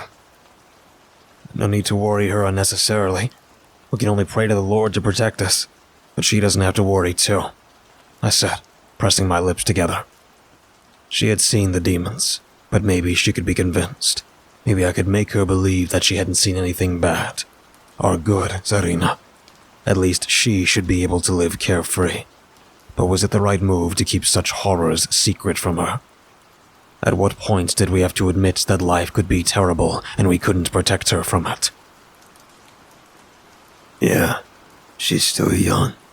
Experiencing the evil of the world at her age leaves behind deep scars, my grandfather said. I looked at him, saw the wounds he spoke on his face. I wanted to say something to him, to cheer him up with a psalm, but suddenly there was a banging on the door. A panic. Who could it be at such a late hour? Who could... Help! Help! I need help. It was a female voice. Mary. What did she want here? She lived at the other end of the village, didn't she? Why? We're coming! My father shouted and rushed to the door. I stood up and followed him. Zarina came rushing out of her room, excited, wanting to see what had happened. Get back! My father hissed, more aggressively than I had expected. But it had the desired effect. She retreated into our room in surprise, almost like a kicked animal. I silently thanked my father. We had to protect Zarina. She was almost an adult, but still, she would always be our little Zarina. Mary's insane look silenced my thoughts. She looked awful, breathing bumpily. There were tears in her eyes. Help, please. The Popovs. The Popovs, Sophia's family. What had happened? Mary, you need to calm down. Come. You have to see it. She suddenly grabbed me by the arm and dragged me out of the house. Perplexed, I was pulled across the street, my father running close behind me. I could see that something was wrong immediately. The front door of the house was torn open, and some other people had already gathered in front of the door, probably attracted by Mary's screaming. Slowly, we approached the house entrance, but people were not looking inside the house. They were looking at something, lying in the tall grass next to the window, discussing agitatedly and seemingly disgusted. What was going on? Alyon was one of the curious people standing there, of course, and suddenly she turned and threw up, trembling. Mary continued to drag me along behind her until we broke through the small cluster of people that had formed in front of the window next to the front door. There lay something. Something that inspired disgust and contempt in me, even before I saw it. It was almost just a piece of misshapen flesh, stinking, twitching. It lay next to a round pit in the ground, while bile-like fluid pulsed from a gaping hole in the side of the object. It was grayish, slimy, with tentacle-like long outgrowths that writhed. But the most horrifying thing was not the sight of the thing or the vile smell of vinegar and rotten eggs that emanated from the lump, but that faint melody. A soft melody that sounded off-key, dull, gurgling, and wrong. The voice with which that thing sang, strange songs that sounded almost like humming, was sweet, as bright as a bell, and seemed familiar. I didn't want to admit it. I didn't want to admit to myself what I was hearing. I wanted to cover my ears, wanted to run away, to retreat to a place of silence, but I couldn't. I heard Mary, right behind me, crying. No, it can't be. I came to see you because of Sasha. But I heard it. I looked, and I had to get help. My father stepped past me, a long broom in his hand. He approached the end of it towards the thing, slowly trembling. I looked away from the ground into my father's face, not wanting to see. I saw from the corner of my eye how he thrust. I heard him turn the fleshy, ungodly piece of hell on its side. The next few moments seemed like an eternity spent in purgatory. In my mind, I tried to find the way to the Lord, to be close to him, so that he could deliver me from those moments. For darkness is as light to you. My father's face became a grimace, and his mouth opened into a blood-curdling scream that contained disgust, hatred, and despair. He was not the only one. Mary fainted. Several collapsed to the floor, like Alion, or fell to their knees to pray. In my eyes, the melody sounded clearer now. Awfully much clearer. I had to see it. I had to see it. I turned around slowly. I forced myself to look at the floor, at the thing that was under the window. For darkness is as light to you. The something on the floor was tilted on its side. I could now make out on its top, next to the gruesome outgrowths, a human, female mouth with pretty, delicate lips, framed by burnt flesh, humming the gruesome tune. I recognized the voice now. It was Sophia's voice. It was Sophia's mouth. Was that thing the rest of Sophia's body? How did it get here? How did it come to our village? How was that possible? Why was it still alive? Oh, Lord. Then, suddenly, the melody stopped. The humming stopped, and the mouth stopped moving. Slowly, as if none of this were real, the fleshy thing began to dissolve. First, it became fine, white dust that blew away. Then, it disappeared completely into the air. All that was left was a slimy puddle. We didn't know what to do.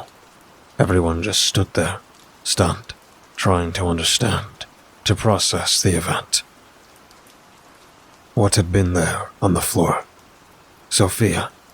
A piece that was left of her rotting corpse. Or something else. Alien. Unworldly.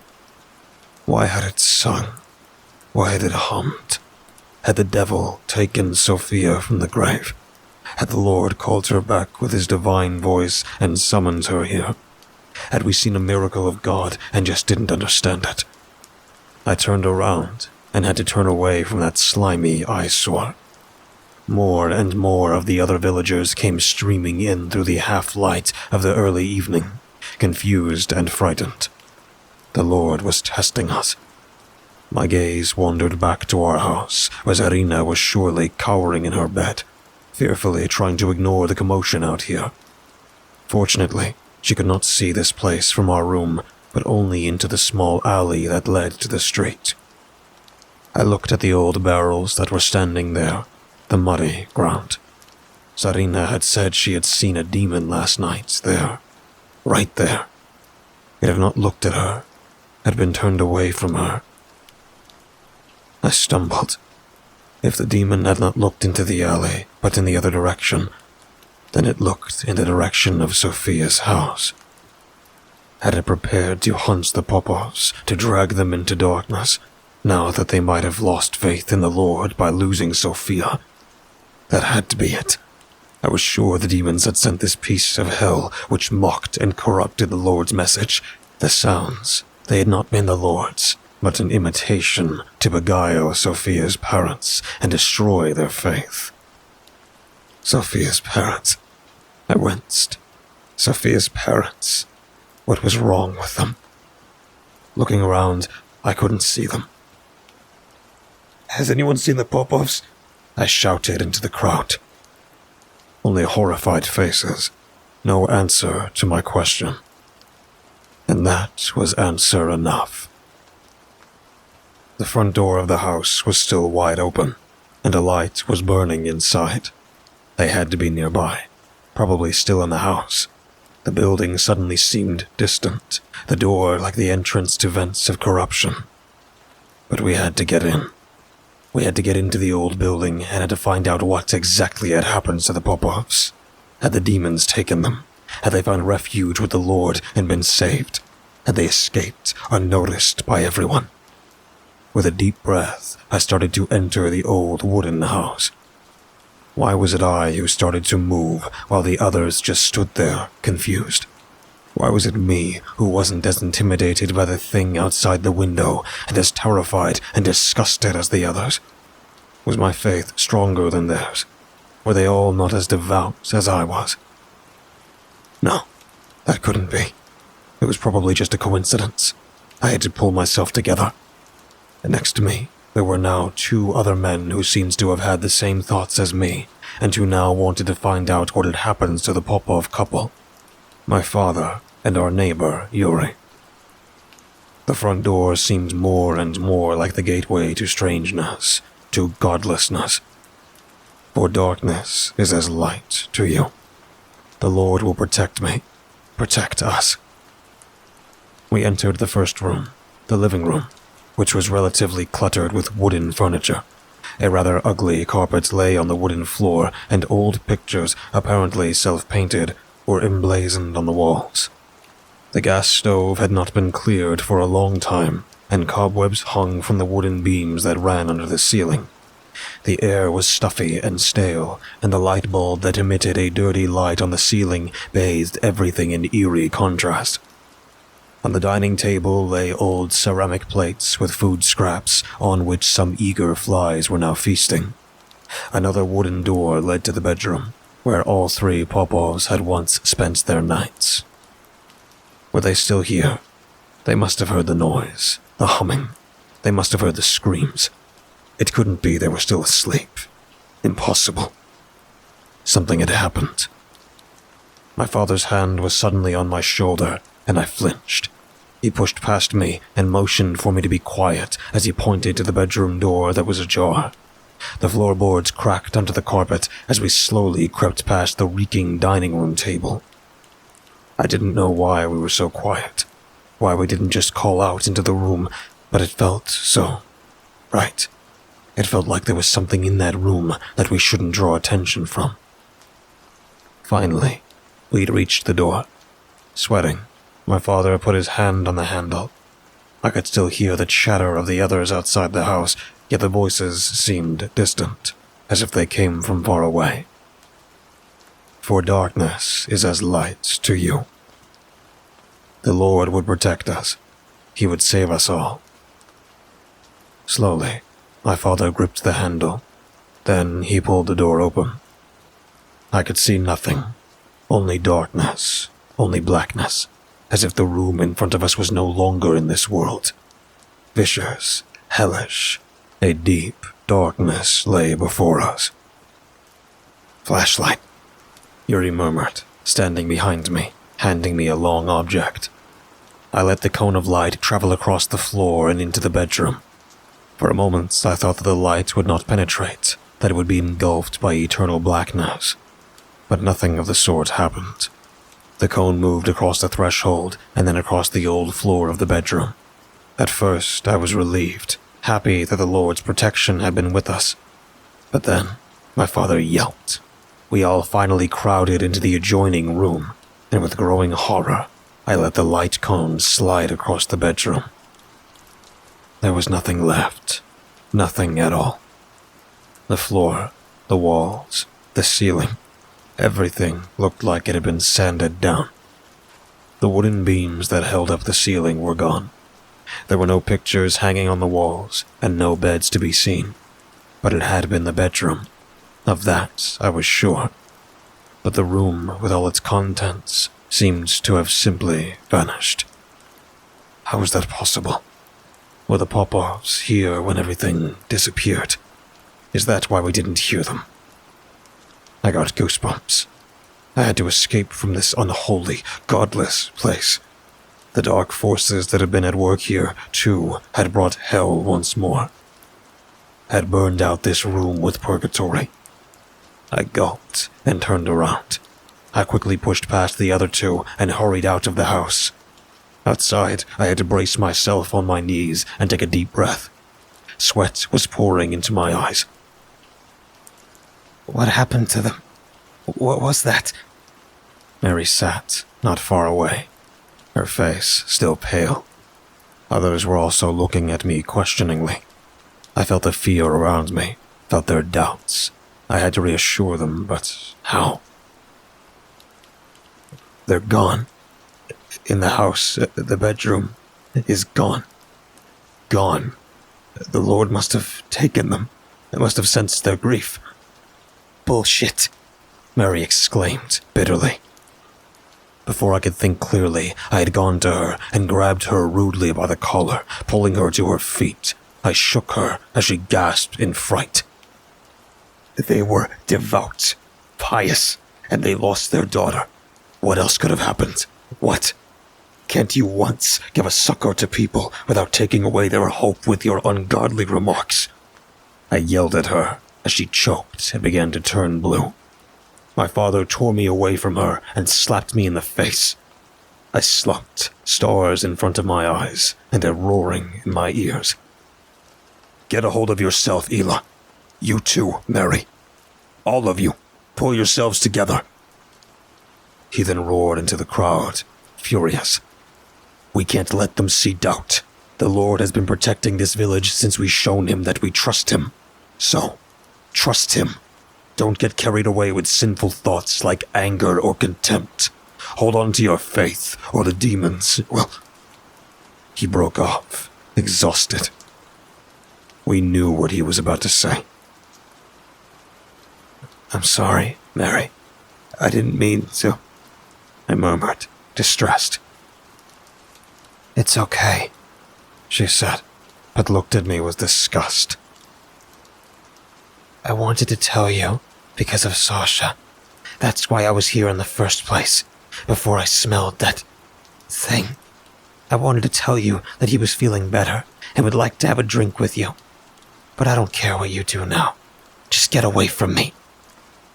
With that, she got up and walked away.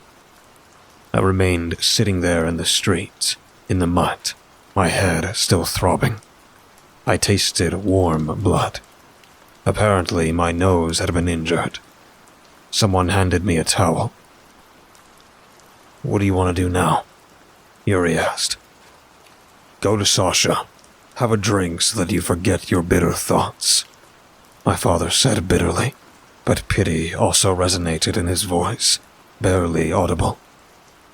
I got up, spat on the floor, and went to Sasha's, leaving my father and my exhausted neighbors behind.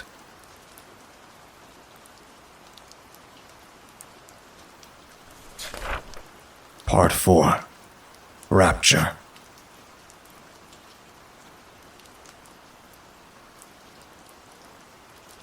Sasha's small room was brightly lit. He was sitting on a stool with a half-full bottle of vodka in his hand, grinning almost stupidly. When I entered the room, he pointed to a glass on the table in front of him. There, Ela, there. Drink with me. What's wrong, Sasha? Why are you so happy? I wanted to know. I wasn't entirely comfortable at the sight of him, but I still felt sick, and my nose hurt. So, did Mary find you? I think I love her, Ela. He sighed, put the bottle to his lips, and took a big swig. When he held the bottle out to me, I thought about it for a moment, but then I took it gratefully and let the good drink run down my throat. It burned a little, but at least it numbed my other aches and pains. You love her? You sure? She doesn't trust God, I opined. Yes, she does. She assured me she did, didn't she? Since I've been back, she's always been with me, nurturing me. Such a good soul. You just have to get to know her better. And persistent she is as well, if you know what I mean. What a catch. And such a beauty. He hiccuped and smiled even wider. Sasha, I just had a little altercation with her. I gave her a bit of a rough ride. His expression darkened. Don't worry, I didn't hurt her, I hastily assured. Well, if you say so, I believe you. You're the most God-fearing of the two of us. You wouldn't hurt a fly, would you? Neither would I. Did she hit you back, and that's why you look like that? Sasha had regained his composure and was now laughing at my bloody nose. No, my father. He was there. We were all confused because I fell silent. I couldn't tell him, could I? He had already been so badly affected if I started talking about demons now. But I just had to tell him. The Popovs have been taken by the things. My words echoed uncomfortably in the room. Sasha took another swig and slammed the bottle down on the table. Not even the vodka could calm him down. It just can't be. Why won't they leave us alone? We haven't done anything. Maybe that's why, I said, thoughtfully. Yes, maybe that's why, but I don't want to talk about it. Not now that I've finally gotten closure to Mary. Again, we were silent. It was uncomfortable for me, especially after what had happened earlier. I didn't want to tell Sasha about that room, nor about the gruesome lump under the window. Hila, Sasha suddenly said, carefully. He smiled a little, looked into my eyes and made sure that I was listening to him attentively. Hila, I think there's a piece of God around here, close to the village. What? What had he just said? A piece of God? What was it supposed to mean? What do you mean by that? Just a feeling. I've had it for a while, but couldn't place it. Maybe that's why the demons are here, looking for it. For the peace of the Lord that's here, somewhere. Looking for it. That was the last thing Sasha said that day, before the alcohol sent him into a deep sleep. I didn't stay with him much longer, and soon got up and staggered home through the muddy streets. As I fell into my bed, half drunk, the world a whirlpool of impressions, I couldn't help think of the Lord and of Mary. Why was she allowed to act out her unholy thoughts, to pretend and subvert our faith? Why didn't she just disappear and move away? She should have gone to the cities. I heard that there were many unbelievers there, or people who worshipped other gods, human, false gods. Why didn't she leave? Surely she could just go with one of the vans that picked up our grain and took it to the cities. I prayed to the Lord for help, for succor, for guidance. She was now Sasha's girlfriend. She would stay here. Maybe Sasha could convert her, show her that the Lord was true and great. Surely she could be saved. I had to believe in it. Then it would happen. My faith was strong, after all. Slowly, I slipped into confused dreams. I ran through the woods, which seemed strange and distant, saw the demons, was chased by them. The next morning, there was a knock at the door. It was Sunday, so for once I didn't have to go to the field or to the carpenter's workshop. I could devote myself to our own garden and cut the grass. I had wanted to work the garden with Zarina to get her mind off things for some time now, but the pounding on our door dissuaded me from those plans. Outside stood Sasha, cheerful, unusually cheerful, grinning at me. Hila, come on. I know now, he said excitedly. What's wrong? Called my mother, who had just come out of my parents' bedroom. Nothing. Sasha's here, I shouted. What do you know now? I then wanted to know from my friend. the feeling. I know where it comes from. I know where God is. He is near. Let's go there. Come on, let's find him. Sasha whispered enthusiastically, so that only I could hear him. 1,000 thoughts rushed through my head. Had my prayers helped? Has the Lord come to us? Was Sasha right? I had to know. The peace in Sasha's eyes fueled my eagerness. Let's go, I shouted excitedly. After briefly parting words to my parents, we ran off. Sasha ahead, me close behind. Our way took us across the village, over the dusty road, and finally into the forest. My side hurt, and branches whipped my face, but the smell of nature inspired me. Soon, we broke through some bushes and reached a clearing. Sasha stopped, laughed, and took a deep breath. At first, I couldn't see anything unusual. We had often played here when we were little. The ground was sandy, and the roots of the nearby trees were sprawled into the clearing, so you had to be careful not to fall. Everything was like before. But then, an uneasy feeling welled up in my heart. Something was wrong. Something was incredibly wrong. Then, I saw it, not far away next to a fallen tree. There was a hole in the ground. I had no doubt that the uneasy feeling came from that little piece of darkness that was there in front of me. The hole wasn't particularly wide, maybe 5 thumb widths in diameter, but after only a few inches, there was nothing but darkness and blackness inside. The hole did not go down into the earth at an angle, but dropped straight in, steeply down. I didn't know what to make of it, but it scared me. Just looking at it was hard, and I didn't dare approach it any further. It was just there, in the sand, not far from the roots and the fallen tree, inconspicuous, but if you had noticed it. The hole seemed to soak up the surroundings and draw the eye. Come closer. Do you see it? Sasha asked me. He now had an uncomfortable glare in his eyes, staring at the hole with a smile. Isn't it beautiful? I didn't know what to say.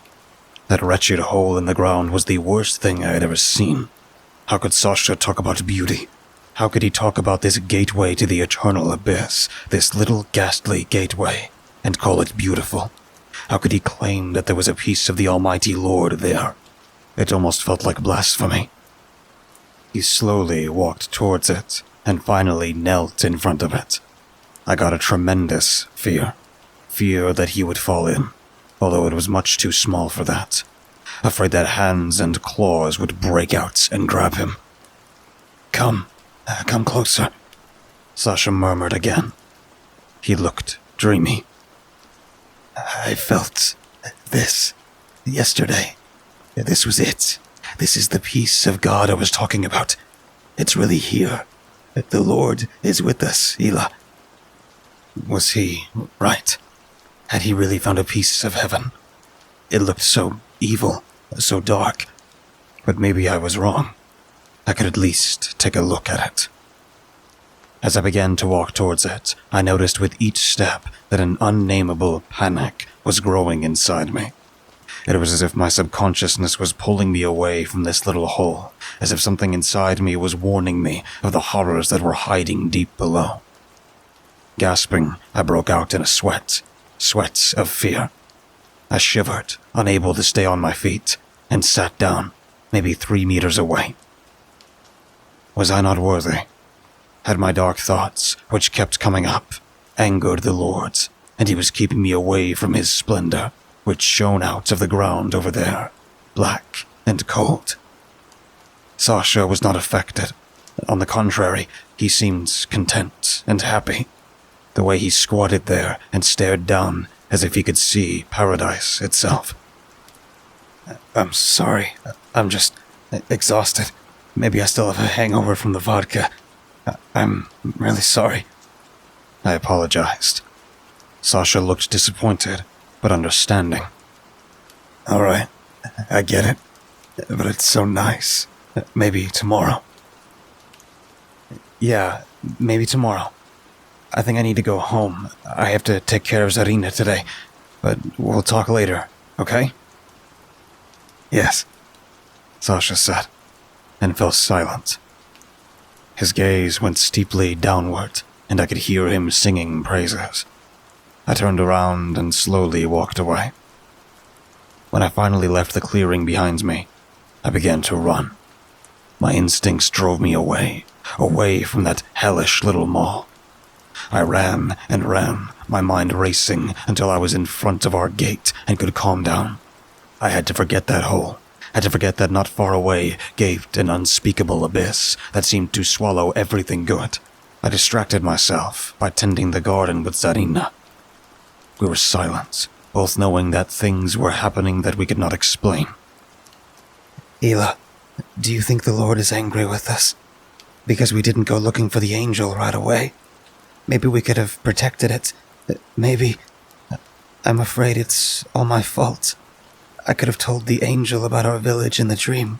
Then maybe it wouldn't have... I think this is all my fault.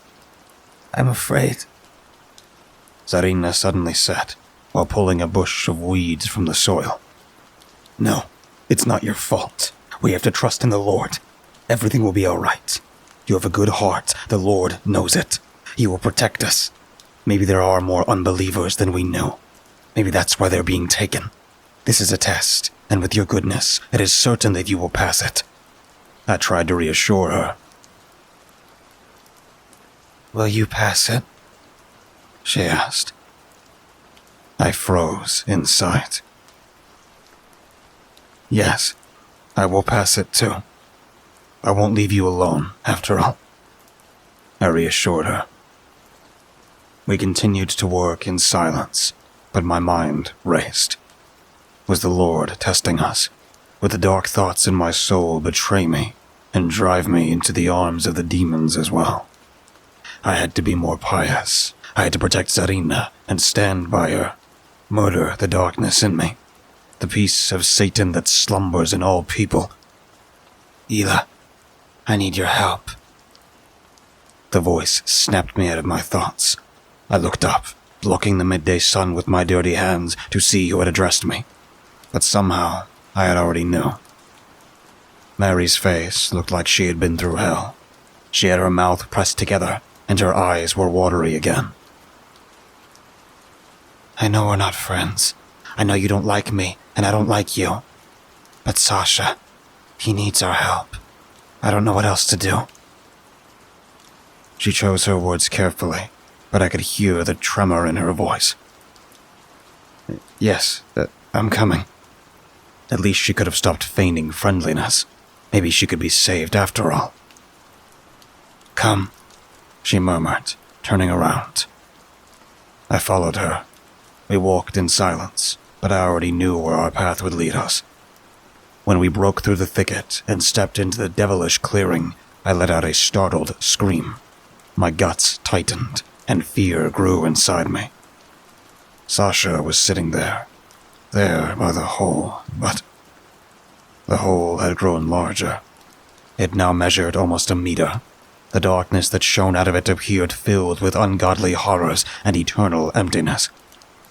What had happened? Hila, you're here too. Look, the Lord, he has grown. He is there for us. I have already shown him to Mary too. I am so happy that she has brought you. Now you also see the full beauty of the Lord. He grinned, turning his gaze only briefly in my direction before again staring into the eternal blackness. Sasha, come away from there. Come back to the village, Mary cried. She looked at me, seeking help. Please, get him out of there before he falls, she murmured in my direction. I took a step forward, but fear paralyzed me. Mary seems to be fighting it as well, but I also saw that her love for Sasha, so fresh, so strong, was propelling her forward through the terror. She had already come very close to him when her legs gave out too. Please, darling, come home, she begged. Sasha didn't seem to hear her. Saliva ran out of his mouth. He stared into the depths. Darling, come away from this devil's hole, Mary shouted at him, her voice shaking. Thunderstruck, he turned around, anger on his face. This is a piece of the Lord. How dare you deny it and associate it with Satan? Take that back, he shouted. Sasha, darling, this is not a place of the Lord. It is dangerous. It changed you. Mary tried to talk sense into him. Sasha's gaze became hard, his face like a mask. Madness was blazing in his eyes. Slowly, barely audibly, he hissed, driven by a rising, indescribable hatred that twisted my guts. Hila was right. He was right about everything. You are not a believer. You are not pious. You are not on the Lord's side. Did they send you? Are you on their side? Are you a demon just in disguise? His gaze seemed dead, his eyes fixed on Mary. No, darling, no. I didn't mean that. I meant... Mary stammered, completely thrown off course by Sasha's mood swing. She backed away a few steps, looking around for help. Suddenly, she tripped over an old root in which her graceful red dress had gotten caught. She stumbled backwards and hit the ground hard. A painful whimper escaped her. Sasha did not care. He seemed changed, suddenly smiling sinisterly, standing up. But maybe you can be saved. Maybe I could save you. I love you, no matter what the vile things wander in your heart. The Lord is kind, and so am I. Please, Sasha, darling, please, let's go together. Let's just go home and be together. Let's be together, just the two of us. Mary screamed. Tears smeared her eyeshadow, and it looked like tar had poured out of her eyes. I wanted to help her, but I was too scared. The two of us. You know we are never just the two of us. The Lord is always with us. How can I possibly teach you that? How can I make you understand His greatness so that you don't have to sleazily pretend to serve Him anymore? Yes, I know. I will show you. You will see. Slowly, purposefully, he strode towards us. She was still whimpering, seemed completely overwhelmed and abandoned by her muscles. Sasha's wide grin and his widened eyes made him look like a lunatic. When he had reached Mary, he squatted down in front of her. He looked at her and stroked her hair gently. Please, let's go home. I love you. The Lord is here. Over there, Sasha said, pointing to the hole not far from him that led into vicious eternity. I'll show you. Come on. He murmured and took Mary's hand, planning to pull her to her feet. Wait, no, She cried as her eyes looked to where she had pointed and saw the patch of darkness on the ground. No, I want to leave with you. That over there is hell. That's the end of all things. She panicked. Suddenly, Sasha grabbed her. The hands that had just been stroking Mary's hair now clawed at it. Startled and in pain, she cried out and tried to loosen his grip, but she could not. No, you're hurting me. Sasha, you're hurting me, please. She screamed in pain, but he ignored her. With a jerk, he began to pull her towards the hole. She tried to hold on to the ground, to grab something on the dry floor with her fingers, but she only tore her hands open.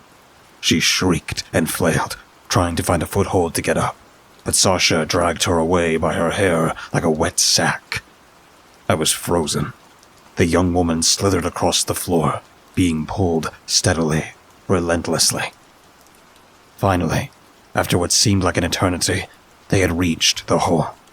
Mary lay on her stomach, trying to hold herself up, crying and shrieking as Sasha pulled her head over the abyss and held her there. Her face was now hovering over the void, and she was forced to look down. Look at it. There is the Lord. There is paradise. Sasha purred dreamily. I saw Mary try to turn her head, saw her eyes widen incredulously and full of panic and disgust, almost faintly from fear of what she saw. Sasha held her in place with an iron grip. No, please. That is not paradise. That is the end. Hell. She gasped. A scream escaped Sasha, enraged. Heretic. You wretched heretic. He kicked her in the back, and she yelped. I had to intervene. I had to help her. But she was my neighbor, even though a dark part of me loathed her. But defeating that part was what I had to do. I had to help her. But I couldn't. Fear still paralyzed me, made my limbs freeze uselessly. But you'll realize, once you've descended into the hole, you'll know. Sasha purred softly. I love you.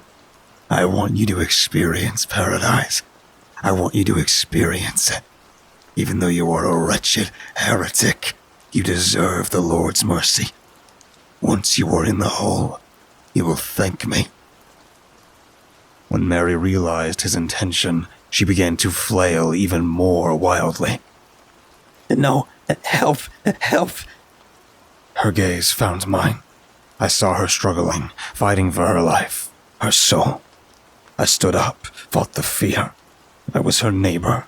I had to help her, but I could hardly move. The fear of the eternity of the hole made me sluggish, useless, and my steps were too slow.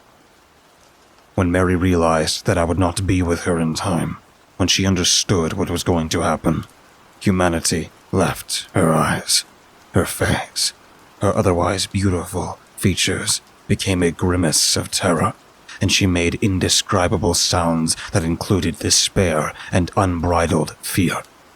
Sasha pushed her forward, while Mary was still kicking, no longer driven by sense, but instinct. I was too late. Her center of gravity crossed the edge. She toppled forward. The scream she let out as she slid into the deep black continued for what seemed like an eternity. I stared at the maw, stared at the deep void that gaped there in the floor. Sasha just squatted there, looking down. Prayed, thanked the Lord for having given Mary salvation and paradise for having been allowed to send her there. I approached slowly, the hole always in sight. The fear of the darkness grew with each step. What had Mary felt when she had descended? Was she still falling? Was she falling through the hellish darkness? Would she hit the bottom, in purgatory, or would she always fall? Always falling, while her fear and dread grew with each meter, while each additional second drove her more insane. Hila, thank you. You believed in me. You didn't stop me and give her what many want more than anything. I know you didn't like her, but thank you for your kindness. She is now traveling, descending to the Lord. Sasha said, softly, and turned his head to me. I understand it completely now. This hole, it is my hole. The Lord, He is calling for me. The Lord has always called for me. His honeyed voice rings in the darkness. I love Him. I love Him and His goodness. I love Him for allowing me to take Mary into this hole. My hole. He made it just for me. He made it just for me, this hole to heaven, to paradise. Thank you, my friend. I will go to Him now. Before I could respond, he allowed himself to topple forwards and, smiling, his eyes happily closed, he too fell into the depths and disappeared. No, I screamed. What had I done? Why had I let it come to this? Were Mary and he now with the Father? Or had something deceived them? The hole, it had to be from the demons. It had to. This fear that one felt near it, this fear, it could not be anything else. And it was a gate to hell. It had taken my friend, just like the others on that pilgrimage, just like Sophia's parents, and I had done nothing. I fell to my knees and began to cry. Why? Why was all of this happening? Why? I hit the ground. Dust swirled up, and my hand began to hurt. I didn't care. I didn't care about anything.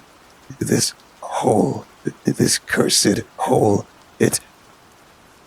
I looked up, and it was gone. The hole was gone. Where it had once been, there was only smooth soil in front of me.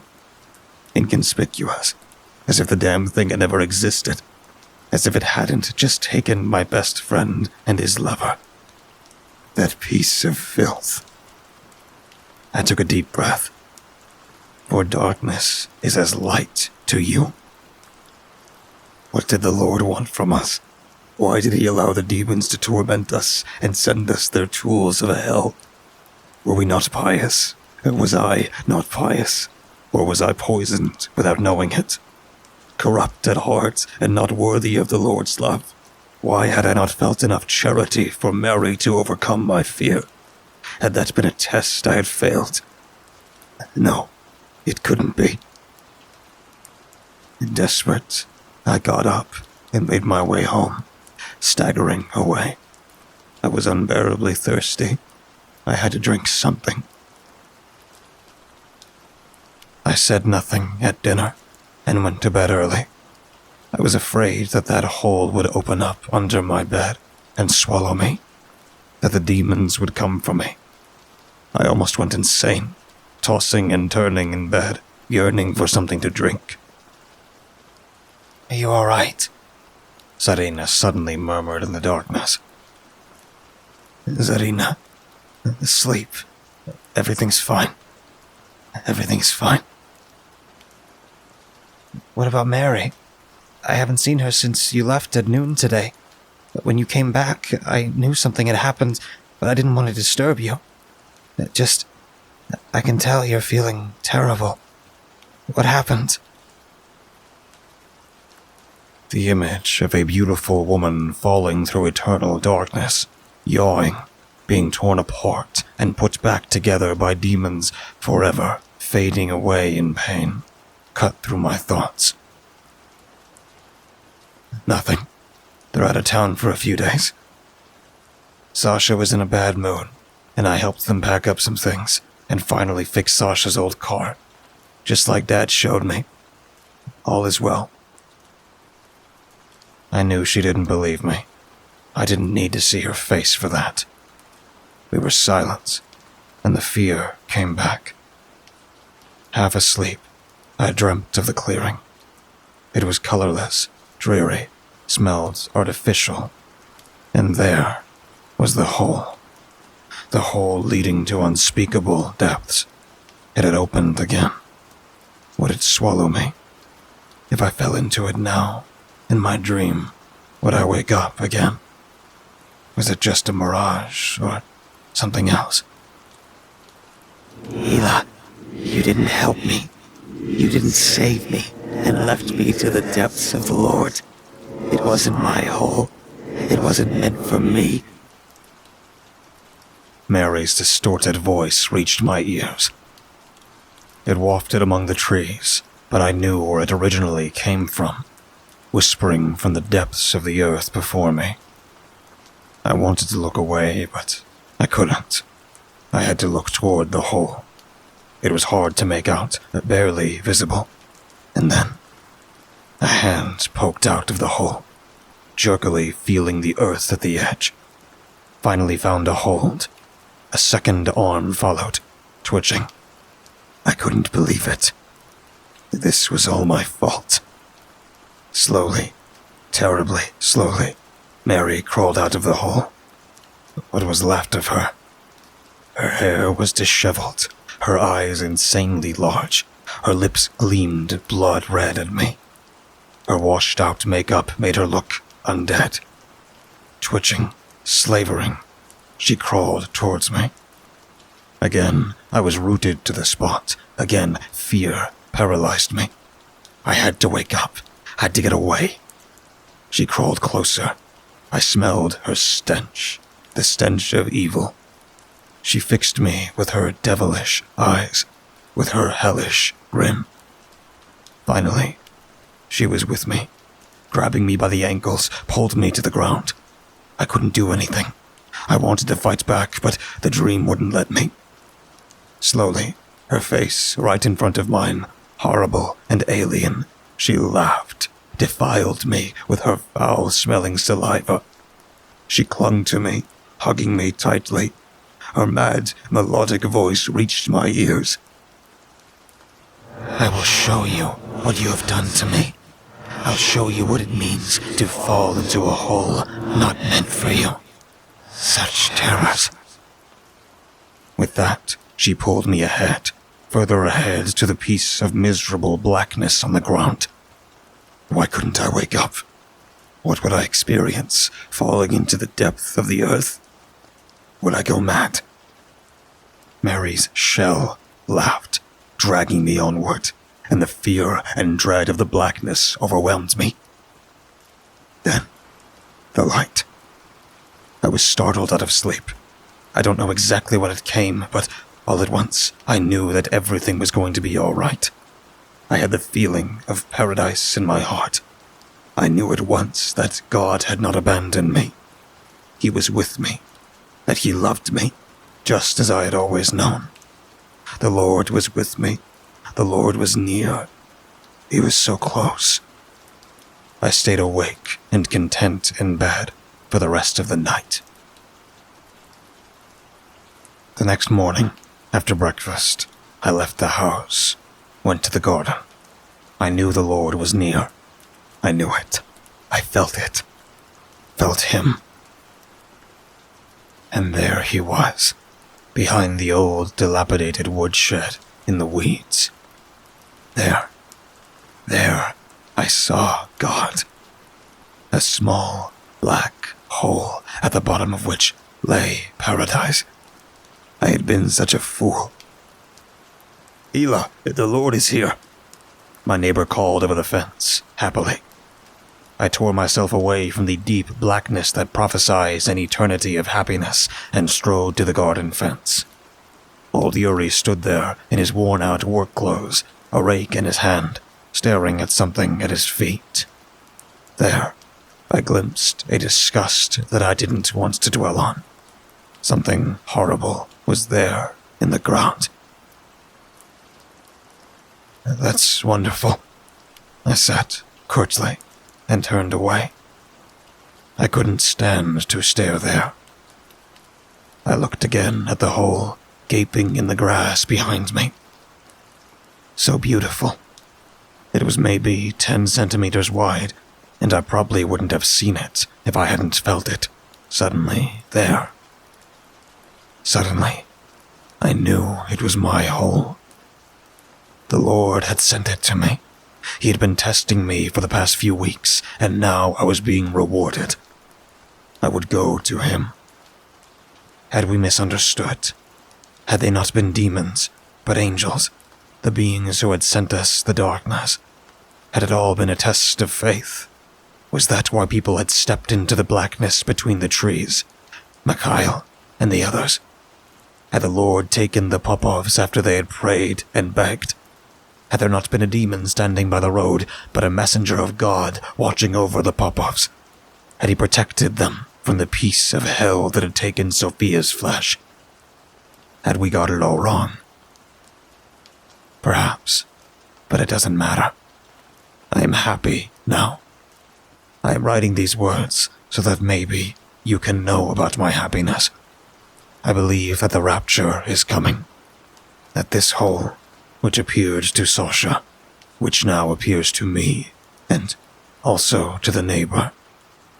These holes, I believe that they will take us all to heaven. Because we believed in the Lord for all these years, because we were all pious. There is a hole for everyone. Yes, I think everyone gets their hole. Their hole. I'm sure everyone will know their own hole. Will know that God is there. Maybe that's why Sasha's hole scared me so much. because it was not mine. I dread to think of descending into the wrong hole. What would happen? I'm scared. I know that terrible things will happen if you don't go into the light. Mary. I'm all right. Everything is all right. The hole is calling me. I know now that not hell is down there. It is God. For darkness is as light to you. I may have always known. It's calling to me. I always knew it. Darkness is the light of the Lord, for darkness is as light to him. Divine darkness. The darkness calls. The eternal darkness in the hole of the Lord will be my salvation. I am in good health. I am in good mental health. I will be even better soon. I will be eternally happy. My family, my parents, Zarina, I am sure they will follow me soon. They will also participate in this rapture.